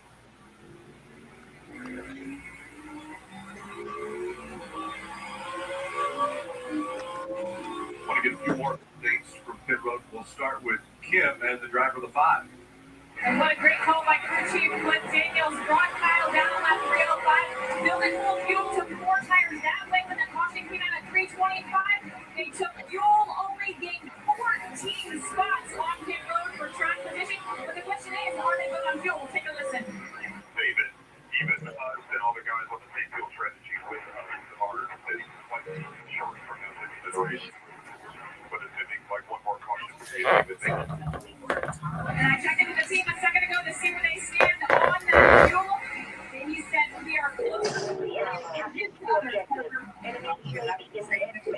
Given to Denny Hamlin, he moved into 7th place. They told me he's in 7th, but that 3 to 4 cars ahead of him are really, really tight on fuel. And not sure they're going to make it. They then told him keep the 12 behind you. As you look at the points here, it's becoming a situation where the only way that the United team can control their destiny is to go up there and win this race. They go up there in the position to do that right now, Dave. Ryan Blaney running 8th, radioed his team with 2 statements. And the statements were, it doesn't turn us well in traffic. And I'm just telling you a question. Are we pretty comfortable on fuel? The answer back, yes, sir. Marty? Big time for the Toyota driver update. Mark Brett Jr. sitting in 27th.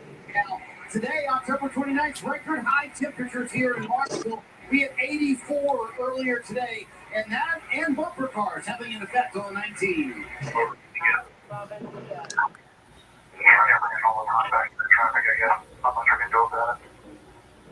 I wasn't too concerned about the overheating issue, but I have heard several drivers mention inside the car. William Byron especially said when he's inside the car, it is so hot in his race car. Has that been a big issue with this new car from NASCAR, even though we're 2 years in now?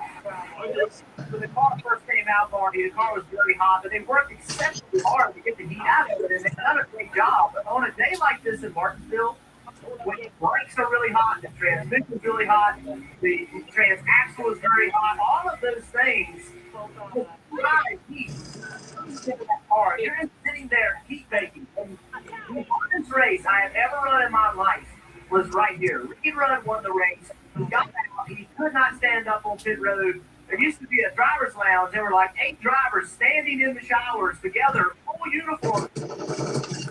Down. This place is brutal at times. And it is a warm one, 82 degrees here in Martinsville today. Chase Elliott continuing to lead this field out front, looking for his first win of 2023. Lost portal joy to it. That's my team out there. The car number goes down, lives are at stake. Tough to work. Well, the mission won't. That's why they partnered with Verizon Frontline, the network that truly prioritizes first responders. So we don't worry about getting through. And they're the most reliable 5G network in America. Out here, reliability is everything. Extreme and the team, Verizon Frontline delivers. The #1 network choice in public safety. Learn more. It's your mission. It's your Verizon. We've come a long way in 125 years. From dirt tracks, big place, and every track in between. Never backing down. Pushing boundaries and giving it everything we've got. Yeah, we've come a long way. But there's still a lot more road to run.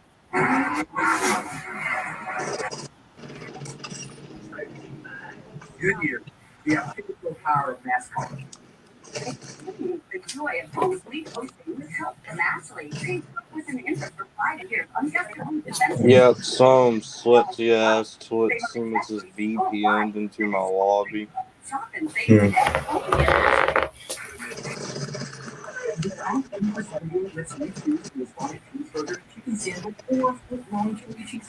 I should make Kansas.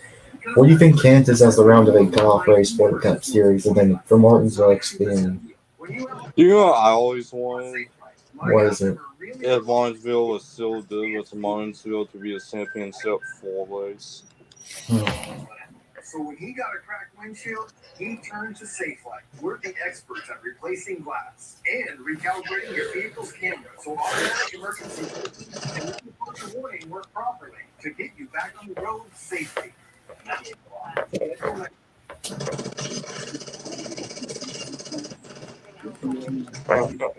Why crash in the plane and let a passenger survive? That's why we credit.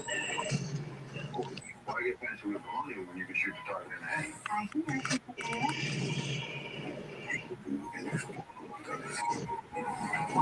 Science. So this is just a theory.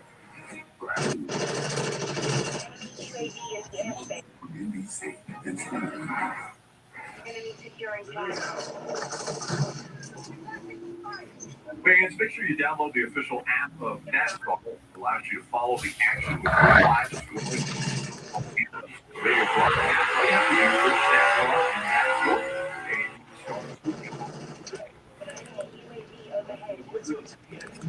now, NASCAR Cup Series playoffs, Xfinity 500 on Martinsville Speedway. He has a 2.7 second lead over Eric Almirola. Corey LaJoie running third. Eric Almirola is fourth. Kyle Larson fifth. Butcher, Hamlin, Blaney, Briscoe, and Bell all in the top 10. Differing pit strategy.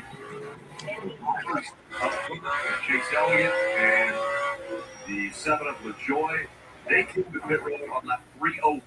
Almirola on 325. Dave.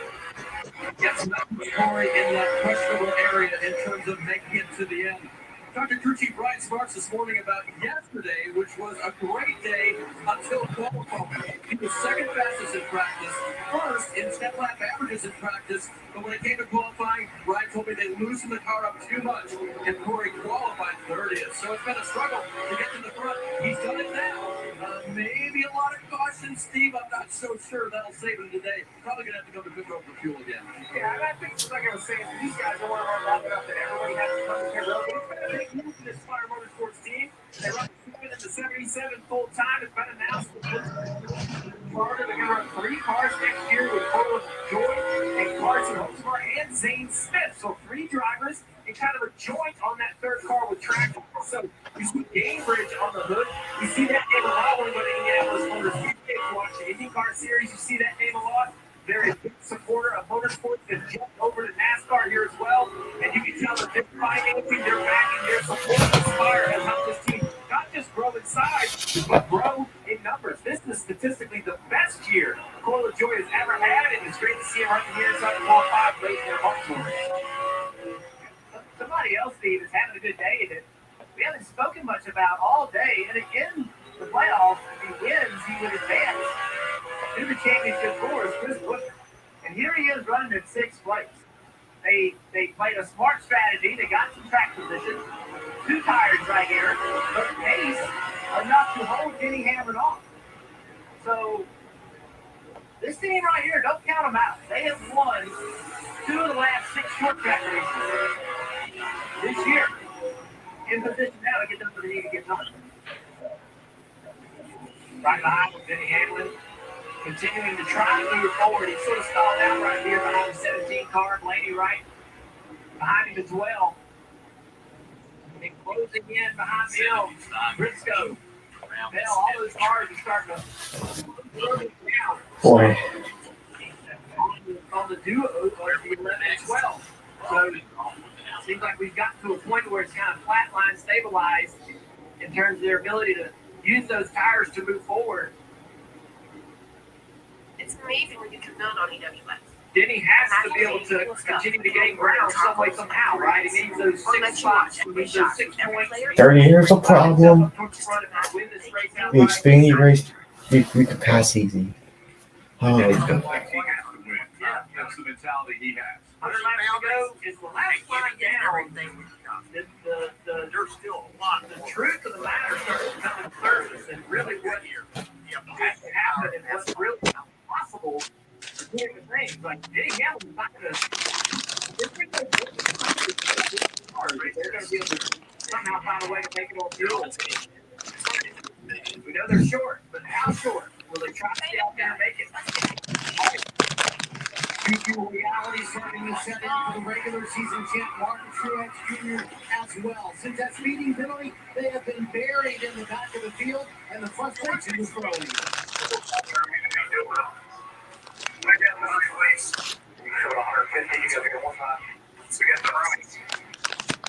Truex growing frustrated behind the wheel. James Ball may be out of options to be able to advance to the championship four. Martin Truex Jr.'s team told me at Darlington, the first race of the playoffs, it feels like 2017 all over again. He had the team to win every week, and it's been a disaster of the playoffs. How in the world did this happen to the regular season champion? Well, I'm not sure even with 106. Man, Truex knows. Had pit road issues with pit stops and had poor strategy choices. Truex has sped on pit road. If Denny Hamlin gets eliminated, the only reason why is because of Homestead. That's just truth. If that Homestead thing didn't happen, Denny Hamlin would have been in the championship four. Yeah. If he was eliminated, that is.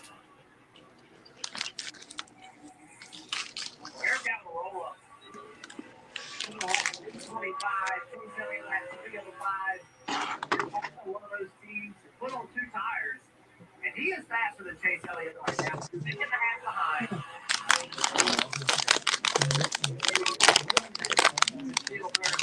This announcement he's retiring next year. He can win this race. We've seen him win this kind of race back. Stuff like that.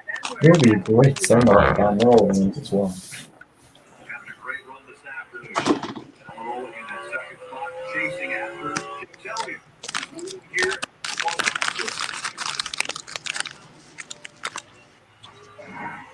you don't have to be in the race to be in the race. Introducing the NASCAR Powerball Playoff.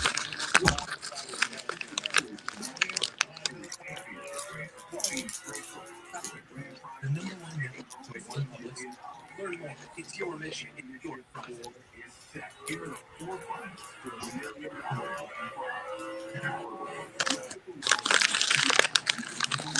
NASCAR Powerball Playoff.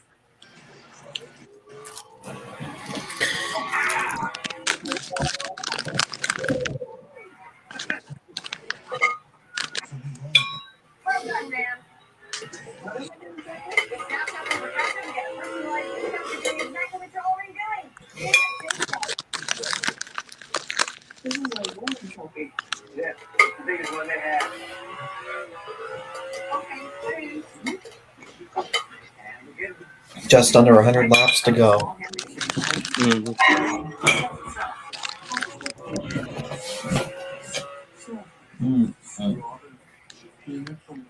One night night, small plastic shakes all day at Sonic. All the parts you need, prices you want.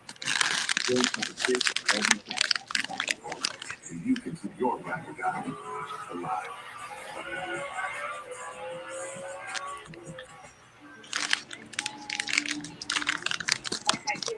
If our network goes down, it's going to stay. The mission won't. That's why we partnered with Verizon Frontline, the network that truly prioritizes first responders. So we don't worry about getting through. They're the most reliable 5G network in America. Out here, reliability is everything. Extreme or routine, Verizon Frontline delivers. The number one network choice in public safety. Learn more. It's your mission. It's your Verizon. What you look for. And they arrive. You run.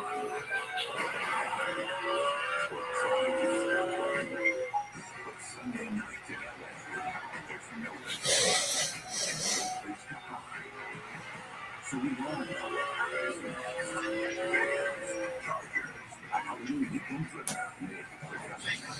NBC and streaming on Peacock.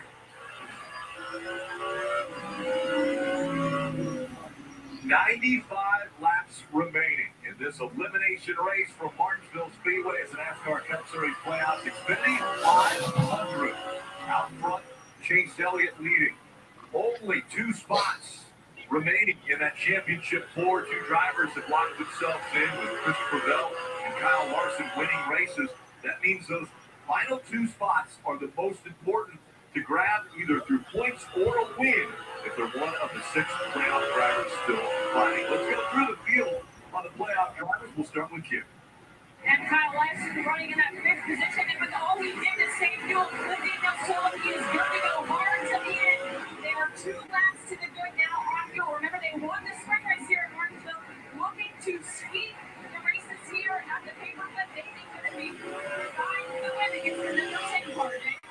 Chris Buescher has to win. He's running 6 God, here right comes now. Blaney. Will the final pit stop sequence, if there is one, which I believe there will be, here at positions, and they have to improve on that car pit. Marty Parker.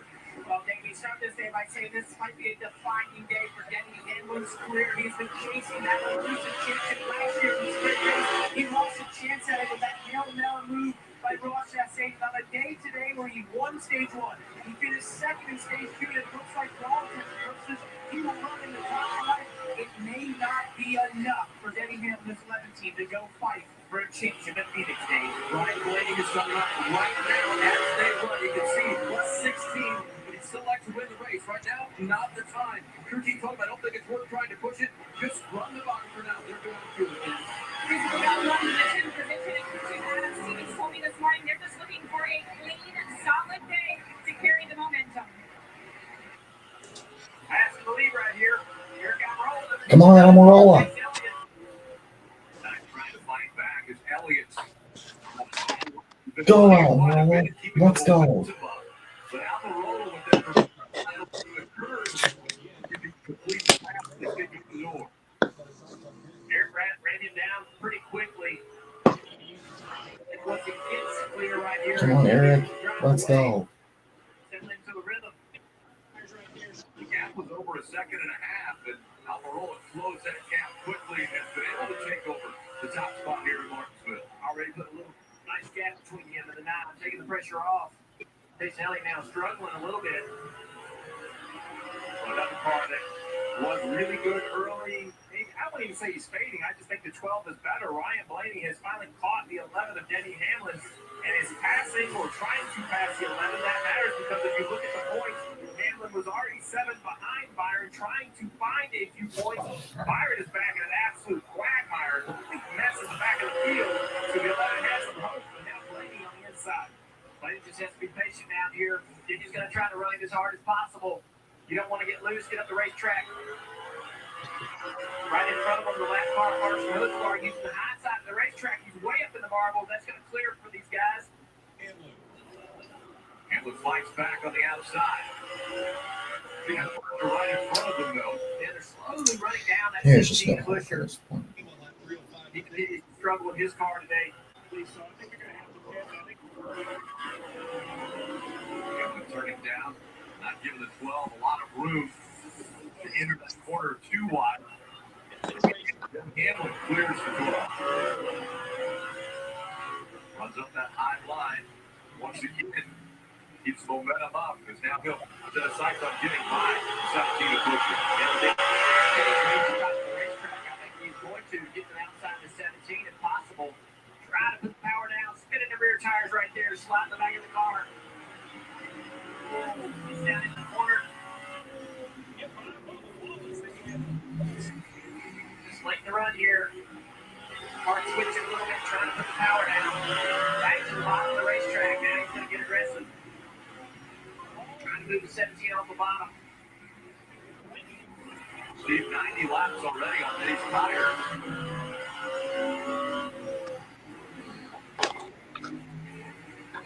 They're all right there together. Here's the 12 again.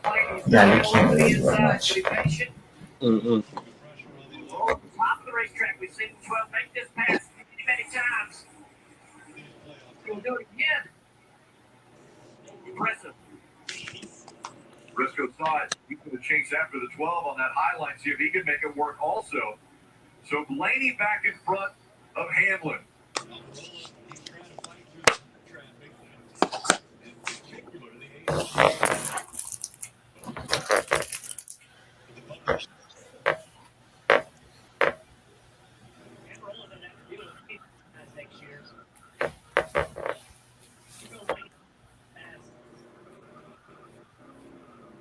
He's down how the restart can go wrong. Byron is doing a nice job. He's passing the best view at Martinsville is clear race. Has battled a poor handling race, a little clear racetrack. Is Blaney being pestered by Busher? Busher might be the slip.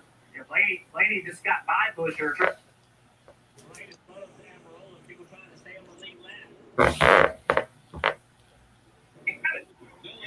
Blaney just got by Busher.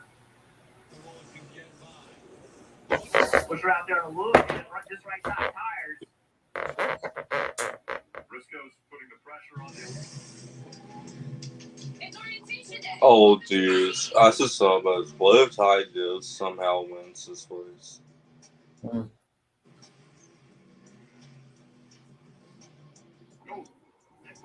Oh, you should. Trying to make that bottom work, but you can see the car moving around a little bit uncomfortable, getting into the corner of the brake zone. Race. I like this game.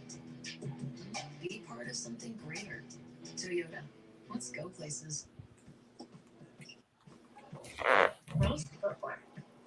Man, you're lucky. 14. He's Whenever you trying to make that bottom work, but you can see the car moving around a little bit uncomfortable, getting into the corner of the braking zone. Yes, that's what I'm talking about. Motorola, he's trying to fight through the lap traffic. In particular, the aid of Kyle Busch. This was a lap ago. It's a pitch. But the bumper to it, man, again, almost got him sideways. Motorola doesn't have to deal with any of these guys next year. And track position now. I need that diagram power. With 75 to go, these tires are so old and worn that, the beating and banging we saw earlier, it's going to take less contact to spin a car around. Leaving insiders for free. The three of Dillon, the next to go a lap down. Almirola can get by. 24 cars on the lead lap. Almirola leads here at Martinsville. Okay.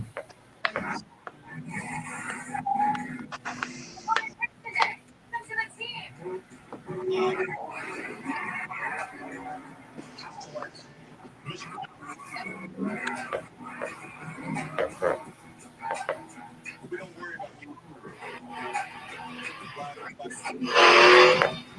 Part of something greater. Toyota. Let's go places.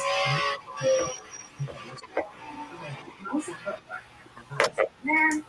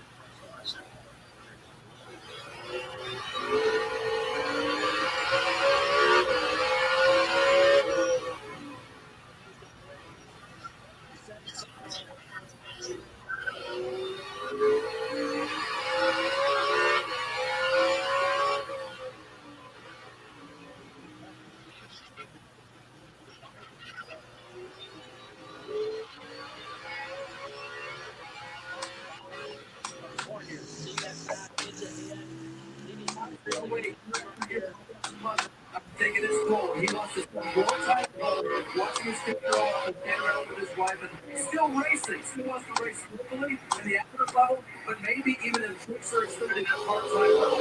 Wants to scratch that in, just doesn't want to do it week after week. Would be a great addition to a team in some capacity, right? He has seen a lot of things. He's driven very competitive cars.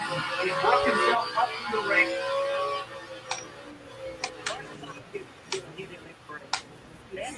He's a dedicated racer.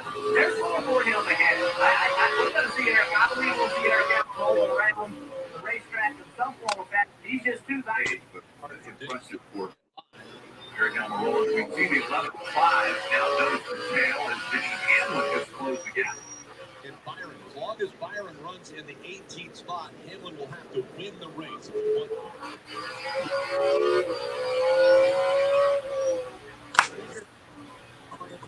Use it up a little bit more like he did right there.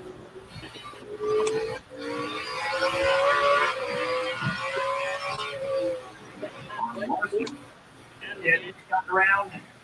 He's in the car now trying to figure out how to make this fast for Larson. I think he's like the top of the racetrack, but Larson's going to get to the bottom here. Every time we'll get a little bit closer to Byron too. Each position is a point. You see how hard it is for the 11 to get off the bottom of the corner. Get that 5 inches in. He's going right there. No contact, but he's using every bit of racetrack he can to try to get him off the corner. You know, these drivers, I think they love having to work with the 11. Hamlin, he's like, I'm going to use you up. I need a little bit more racetrack right here. We're dying in the corner, so I'm going to drive up the racetrack. Take some of that racetrack away from you so I can get that straighter run off. Larson's not going to get him any breaks. They have to live the history on-track arguments, and Larson just isn't going to cut him any slack. He does it. He's making it very hard for Denny Hamlin to get by. He's fighting for that 6th spot.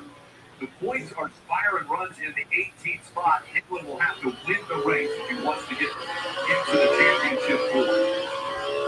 Once Denny gets about a fender on him, he can use him up a little bit more like he did right there. Now he can kind of take what he needs. With the lead car when he gets in the corner, so he can get up the racetrack, take that line away, and force the 5 out of the gas. He's going to end up closer because 57 laps remaining here in this elimination race. You mentioned it, Jeff, also as far as the real question two drivers, and Kyle Larson feels like he's been on the receiving end of driving. here's the leader. Eric Almirola. So Off into the wall. part of the day at 116 laps. Marty, how about Byron? The highest running position of the day for William Byron. 13th, Rudy Fugle. And Kyle Larson feels like he's been on the receiving end of that driving a couple times. Yep. This whole Denny had rode him up with the ball, showed us just what the caution.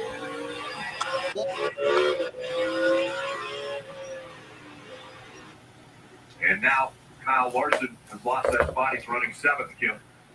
And that 5-car very aware of what the teammate William Byron needs to do. Before Denny made that pass on Larson, Cliff Daniels told Larson, you need to race the 11 as hard as possible. For about the next 50 laps or so, Cliff has been giving Larson updates on where William is running and what he needs to do to also lock himself into the championship four.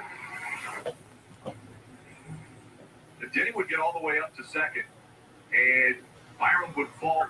Byron is running 18th right now. His crew chief has already said, you run 18th, we'll stay ahead of Hamlin and be able to get in. Well, and he's going to end up closer because, you know, we run under green. We had Chase Elliott, who's going to have to come to pit road, and Corey LaJoie. So there's a couple spots. Now, unfortunately, Byron will get those spots as well. Well, the real question becomes, can Byron hold off Martin Truex Jr., who's on his rear bumper, and can Byron find some spots in front? Because if you look at ways behind Byron, there's the leader of Eric Almirola. So, you know, there's a lot.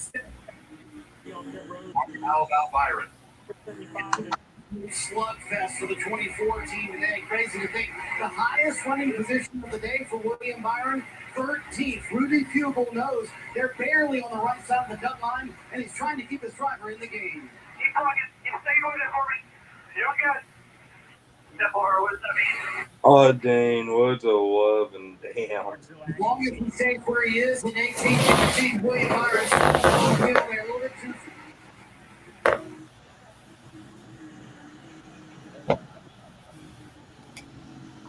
A+. Yo, I think Dan Hamlin's playing today out of my way, Hamlin. Driver in the game. Keep talking. Keep staying over there for me. clean one for the back. Step over with me. Yeah, he just slammed through a bunch of lap bombs. As long as he stays where he is. Well, he has to do what he's got to do. I mean, just at this point, the only way you got to pass someone It's is gonna by be fun bumping to them. watch, especially with tossing them. Drivers on those older tires now, then Hamlin start taking spots away as well. But this 12 car, 6.5 seconds back, more likely to hit Elliott. Don't get anybody in the top 10. Here's Denny Hamlin trying to get around this Illinois. Does things fall off a cliff, or are we kind of where we are? You know, sometimes you in the last 20 laps and you literally can you see this battle right here. Tyler Reddick and Harrison Burton, they've been going at it, trying to stay in front of the 10 car of Corolla. Be on pit road between around lap 475 and 480. The day that he needed to have, you know, he needed a great day, right? And he's had a not so great day, and now he's fighting to stay in the lead lap. And frustration is going to take over. 34 car right there. Yeah, it's not like going down the back straightaway, lost a lot of speed. Got up out of the groove, maybe down to turn 1 and 2. Look here. A little bit of contact there between the 7 and the 30. Okay, well, he Hey, I think they find out new ways to correct test now that. the 18th. So No way. for now, if Denny can just finish second, he'll be in. Mm-hmm. Hopefully it's awesome runs out. That's what I want.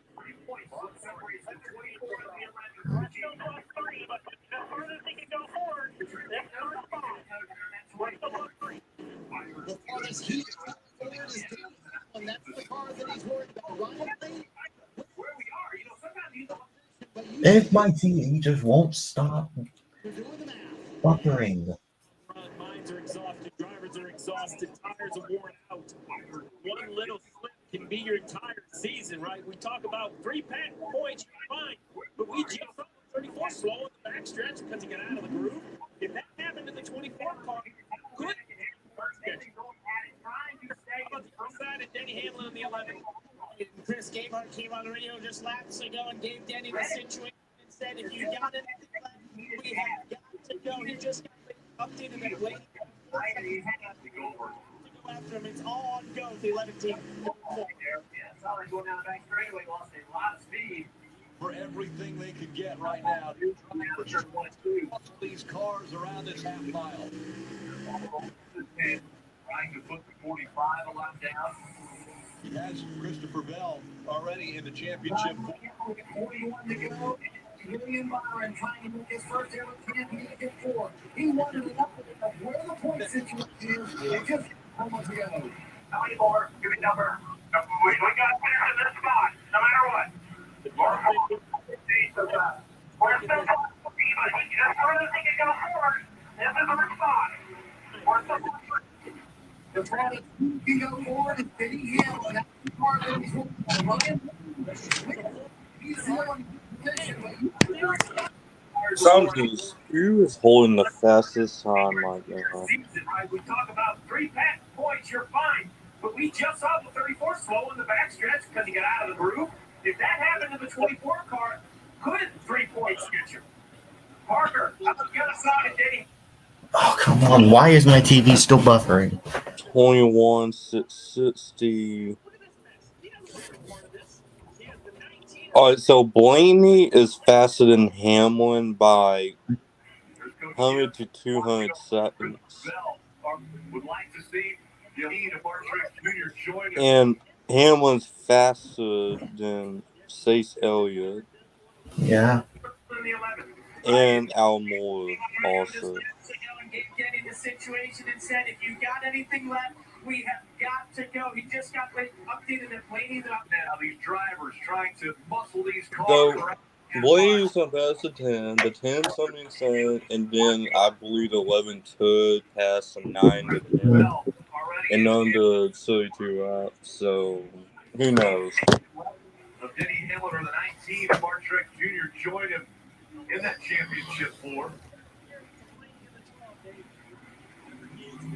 So I know a lot ebbs and flows with traffic, but the other thing worth discussing is Ryan Blaney has taken this gap all the way down to 2.7, and Almirola is the 8 of Kyle Busch, the 4 of Kevin Harvick, and the 10 still stuck behind that battle Jeff talked about of Reddick and Harrison Burton. Nowhere to go for the 10, the 12 closing in. You talked about it, Steve. It's a time in the run where some cars that are out there on old tires will drop off a cliff in lap time. And that 12 has not done that on those newer tires. On the other front, you know, if you go in front of the 21, the 24 William Byron is in an look at this mess. He doesn't want any part of this. He has the 19 on here, the 41 behind this, with Harrison Reddick and Almirola. They're catching this group. So it's starting to stack the whole field up. My TV still is pausing. The number 10 Smithfield. 24 William Byron is in an look at this mess. He doesn't want any part of this. He has the 19 right here, the 41 behind this, with Harrison Reddick and Almirola. They're catching this group. So it's starting to stack the whole field up. Every lap, Hamlin sets in a 0.29 second on Elliott right now. This would take that So probably not. I don't see him somehow doing that. And Blaney has taken it down under 2 seconds now for the lead. 32 to go. What was once a comfortable lead for Almirola, slowly disappearing to the short run. Not so good on the long run. We're going to make adjustments for that. And boy, have they, with that 12 car not falling off. He's been told that the 10 car can probably make it on fuel. Because Austin saw it come out for Hamlin. The 10 wants to win, the 12 trying to run him down, and for the 24, he cannot lose a lap because that allows him to lose more points. 27 car looks like he's backing up pretty hard. Because I swear my calculated some stuff. The Austin's going to come out for Byron's all the way up to 17. So that now gains him another spot on Hamlin. 5 points separate those two. 30 laps remain at Martinsville. Now we can almost get Ryan Blaney and Eric Almirola in the same camera shot behind this 24. There you see it. The number 10 Smithfield Ford. And we just. Now my TV hates me right now. Double at Martinsville this weekend. And now. Yeah, it's Austin's going to come out. He's got Reddick in for. He's getting ready to go by Reddick. Much faster. Blaney now to the back bumper of the 10. Third. I think you might look to the outside here. He's made a lot of passes there. Much faster. Blaney now to the back bumper of the 10 for the lead at Martinsville. That's the lift on quarter exit. Can't finish the throw. And my TV just hates me. Okay, well, the intensity's trying to. So Eric Almirola. He's got Reddick in. That's between him and the 10. The 10 trying to put that car right down. This 12 car is much faster. Byron and Hamlin for that final spot. Hamlin running third, Byron running three. Hamlin can't get enough unless he wins this race.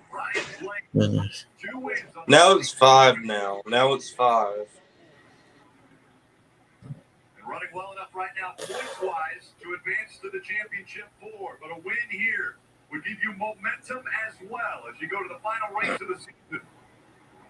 Hamlin trying to get by the 9 of Chase Elliott to take over that 3rd spot. Battle for lead, still a couple car lengths there between the two. And this is when, Steve, you had mentioned you thought those guys that came at lap 305, they may have to be coming to pit road here soon. That includes the 9 of Chase Elliott. Yeah. My TV just took long. All right. race of the season. Hamlin trying to get by the 9 of Chase Elliott to take over that third spot. Battle for the lead, still a couple car lengths there between the two. No, it's about 6. Just a caution. Yeah. Coming to pit road here soon. That includes the 9 of Chase Elliott. Yeah, I think All Len has to do is just wham the 12 out of the way. That's all he has to do. For the lead.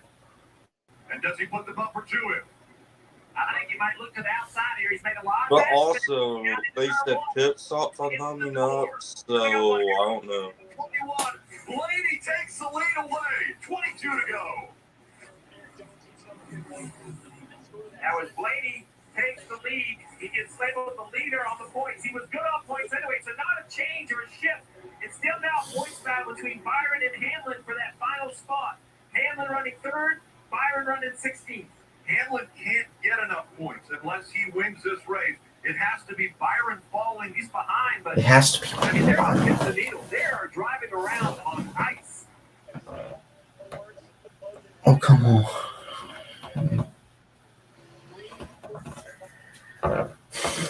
Because my teeth.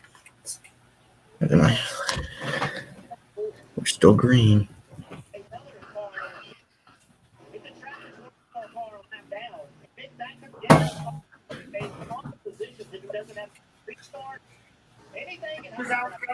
Not told him any of the point for Dyer because the 9 of Chase Elliott they expect to come to pit road. He's currently behind four, so that'll be a point for the 24. You see the 43 car right there?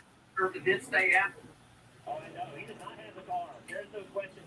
But what do you have to hold now? Chase Elliott we expect to come to pit road. He's currently behind four, so that'll be a point for the 24. You see the 43 car right? Yeah, Hamlin's after, man. Parsons saw him out. The 43 car right there, it did stay at this 24 car. William Byron, as still has to win the race. William Byron, as still has to win the race. In the Travie fireworks in the close at 52 green. Yeah, the 12 car, dude, it's a trap.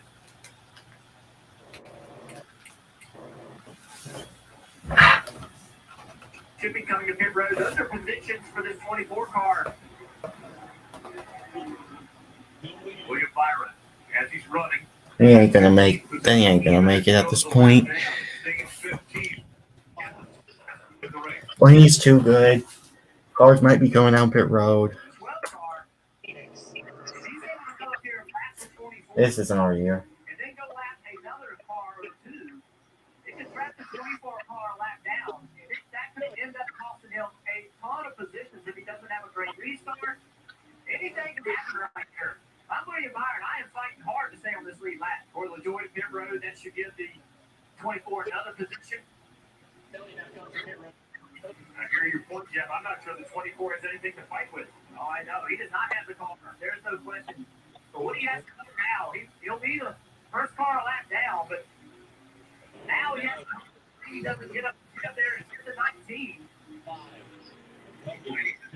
William Byron, a lap down.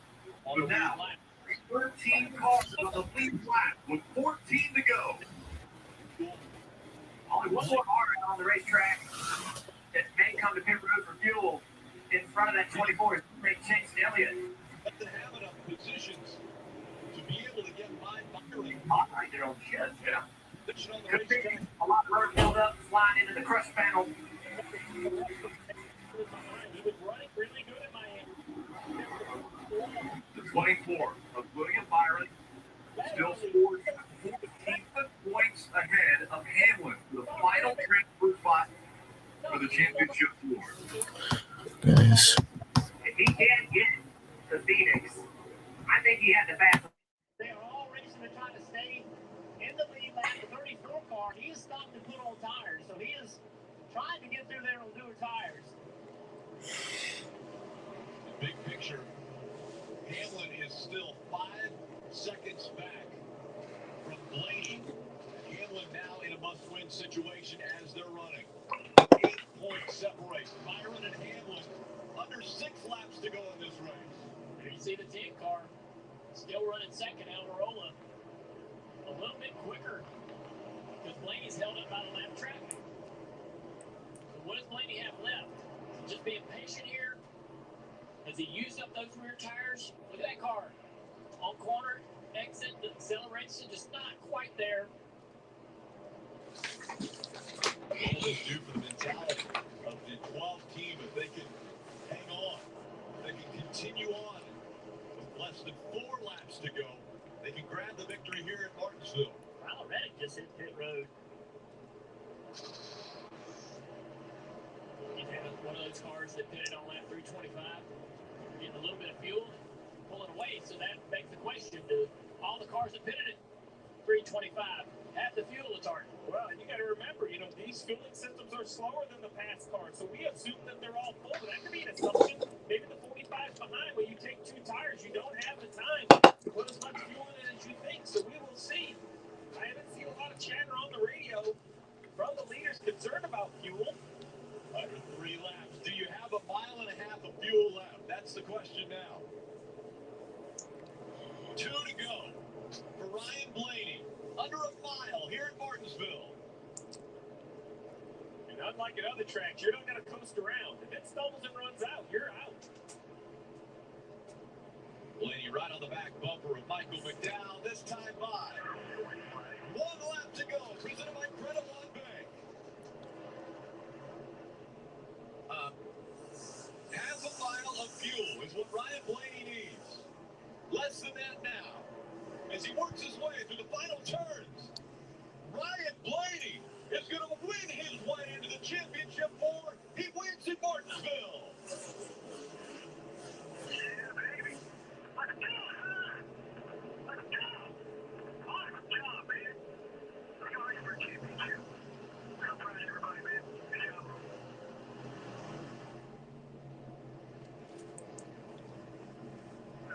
Let's go win a championship. Yes, sir. Yes, sir. Let's go, boys.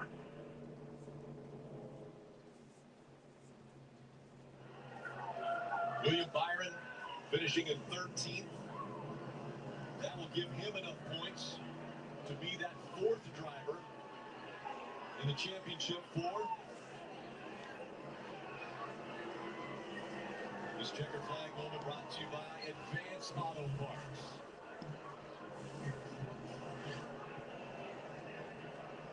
From practice and qualifying, Ryan Blaney showed he was the fastest in Martinsville, and he backed it up today.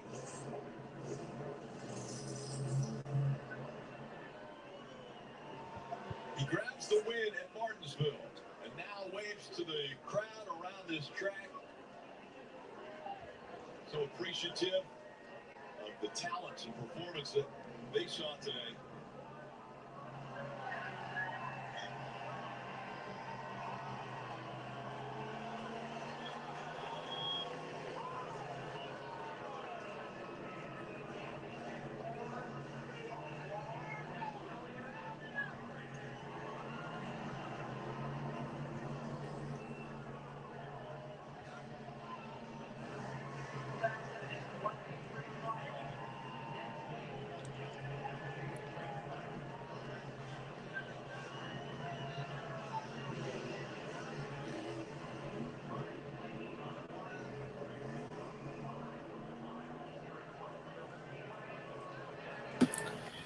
We're done. Mm-hmm. We're done. It's over. William Byron. If it wasn't for Homestead, this wouldn't have happened. Yeah. And one ain't winning a championship, dude. He's not winning one. No matter how At this close point, I it don't is, really he's care not anymore. gonna- I don't care if he then wins a championship or not at this point. I don't care.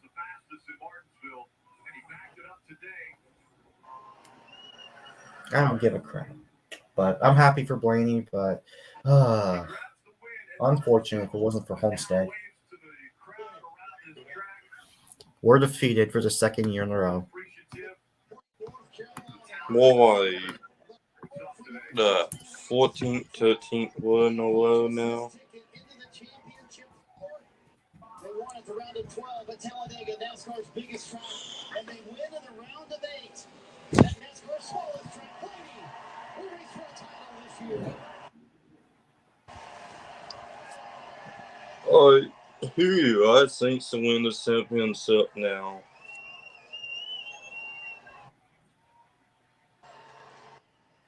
I actually feel like Ryan Blaney may win it. Just they have fastball this weekend, and then maybe use Think that about same it. Truex is also eliminated.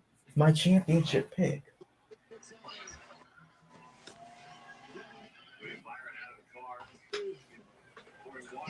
Wait, my two championship picks are Will and Byron and Ryan Blaney.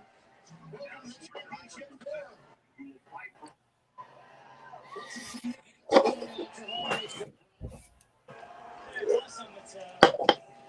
I grew up in High Point, so not too far from here. Closer to High Point, honestly, closer to Martinsville than Charlotte. So it's really cool to go out and win it. Super close for many years, and awesome to close on. With all the talk this year, Ryan, of the struggles for Team Penske, you guys come to life Next week. in the playoffs, Ryan. Well, we put together a really strong playoffs. And, especially the round 8. We had a good round 8. So, This was a well-deserved win for him. Good job. Mm-hmm. And he punches his ticket into the championship 4. They watch the 12 at Talladega. And they win in the round of 8. At NASCAR's smallest, Blaney will race for a title this year.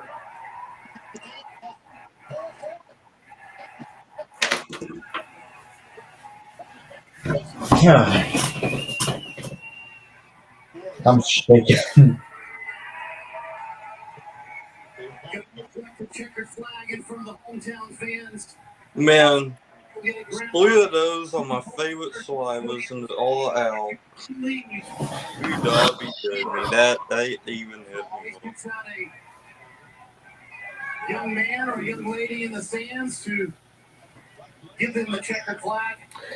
The face you make when you realize your favorite driver and your championship pick are eliminated in the same race. Yeah, my championship, I'm amazed about that.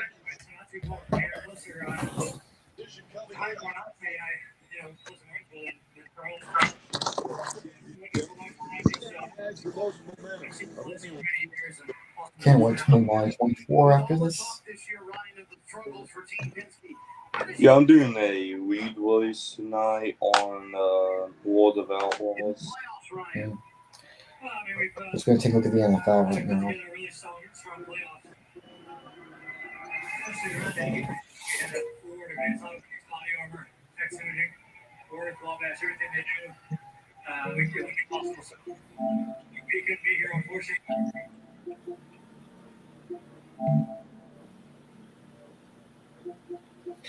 Just what I thought. Dolphins won. This is awesome. So, can't wait to get to Phoenix next week.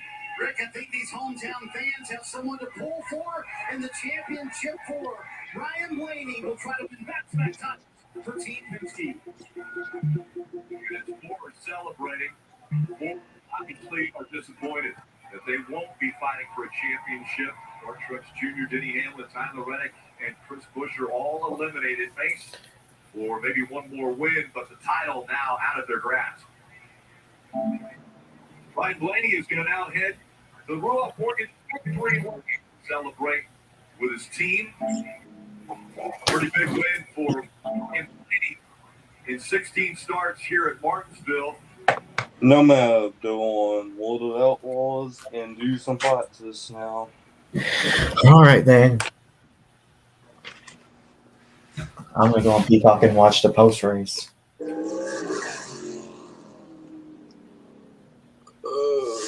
Ryan Blaney wins and punches his ticket to the championship 4. Yeah.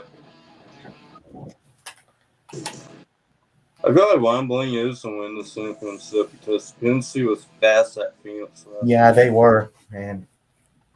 So yeah, I think I have to pick a new championship. I mean, it just makes sense. Championship 4, Kyle Larson, Ryan Blaney, Christopher Bell, and William Byron.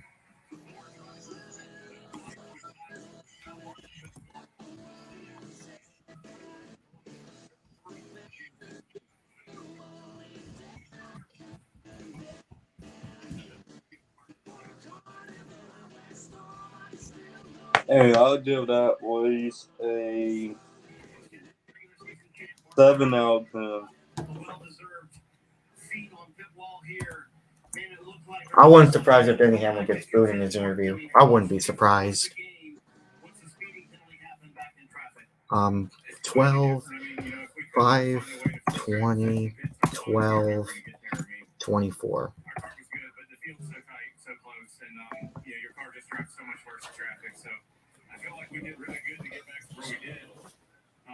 So there's your championship for Kyle Larson, Christopher Bell, Ryan Blaney, William Byron. It's just a dogfight. So I don't know. We gave it a hell of an effort. I feel like we had a really strong car. I don't think we could have beat the 12. He was really, really strong, but we were definitely close. Something to work on for next time. But just really disappointed. I mean, I thought I was well under speed leaving that box, and clearly we were speeding. So obviously we had something to look at there, and it's devastating. But yeah, that's racing.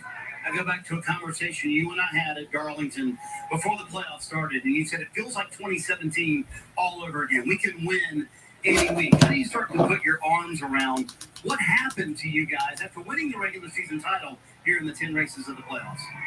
And I think it just shows how tough this sport is. And, anybody that races here and guys that have raced here that do the broadcast, they'll tell you, I mean, it's this close, man. You find this little bit, and suddenly you look like a hero. And some other guys find themselves we've been fast at times, but execution hasn't been solid, hasn't been consistent. So we've had some bad luck. We've had a little bit. At least then he gets a third place finish, so top 5 I'm happy for. But I just feel like we couldn't do anything right, and if it was ever a 50-50 call, it always went against us. And the blown engine, the flat tire, you name it, just problem. Just kept setting us back, and then we couldn't get no momentum. But I think we did a great job today. Again, it was just a tiny little error. 0.2 miles an hour can ruin your whole year, unfortunately. Rick, the regular season champion, will not race for a title in 2023. You talk about regular season champion and what he put together. 3 wins on the 2023 campaign. I think to really put it in perspective, though, you have to go back a whole season ago. This is a driver that went winless, that didn't make the playoffs. Stuck with the same team, the same crew chief, the same organization, to bounce back, to put this season, you see on the screen, Right now, I'm going to make my team. to win the regular season championship. And then So I'm going to see once I do it. looked like last year all over again. Speed there. You just heard Martin say it. Dude, that's what for that one. Because that's exactly what happened. Everything went wrong for the 19. And almost a mirror image of what happened a year ago. Denny Hamlin, the first driver out based on points. What was done today? 24. You're right, my pink Standing by with Denny. Right, Rick. You came to this race 17 points below the cut line. You won stage 1, second in stage 2, finished third in the race, and it still wasn't enough to advance. Where did it go wrong for you guys today, Denny? Ultimately, the mechanical failure last week with the power steer, and that's our fate. But really proud of this whole FedEx Toyota team for showing up. Today when we really needed to, and having probably a mid 50-point day. Just they did great. They did absolutely great, and the 12th car was the best car today. So congrats to them and all the Final Four that made it. They're all deserving. It's going to be a great show next week. But hey, we're not in it for sure with our FedEx Camry, but man, we definitely. I was happy with the performance we had today, and really all around. In round of 8, you just can't have one bad week, and unfortunately, mechanical failure takes us from running really well to in the 30s, and that's it. Let's see emotion like last year. It was the Hail Mary that knocked you out. To be this close once again to go in to fight for a championship and not getting that opportunity. 51 career wins. You're going to go down as one of the best of all time, but did not have another chance at fighting for a championship. What's the emotion? And I just want to get ready and go try to win next week. I mean, I still love it so much because every week I feel like I got a shot to win. That's what fuels my passion, even at my age, to keep doing this. Is that I'm with the team that I've got that gives me such fast cars every week and gives me a chance to continue to pile on those stats before the end of my career. And it's not over by any means. We've got a long way to go. So really happy about the year in general. I thought it's substantially faster this year at all racetracks than what we were last year. But it's racing, right? I mean, this is the playoffs. You got a 3-race season. The 12 car showed up this round, right? And so he deserves to be in that Final Four. And the performance they had today was phenomenal. So I'm just happy for these guys. And one more week. A lot of fight left in Denny Hamlin's 11 team, guys. Denny's right. It's they. All right, well, I'm going to end the stream. All right. Before we do that, I want to see something here really quick. Set out my paint scene for tonight. No, that's cool. Set like my Russell and Dell scene. I'm wearing a Halloween thing. All right. Well, before final live stream for our live race reactions for this year will be the Xfinity Series Championship race. Mm-hmm. All right. Peace out. All right.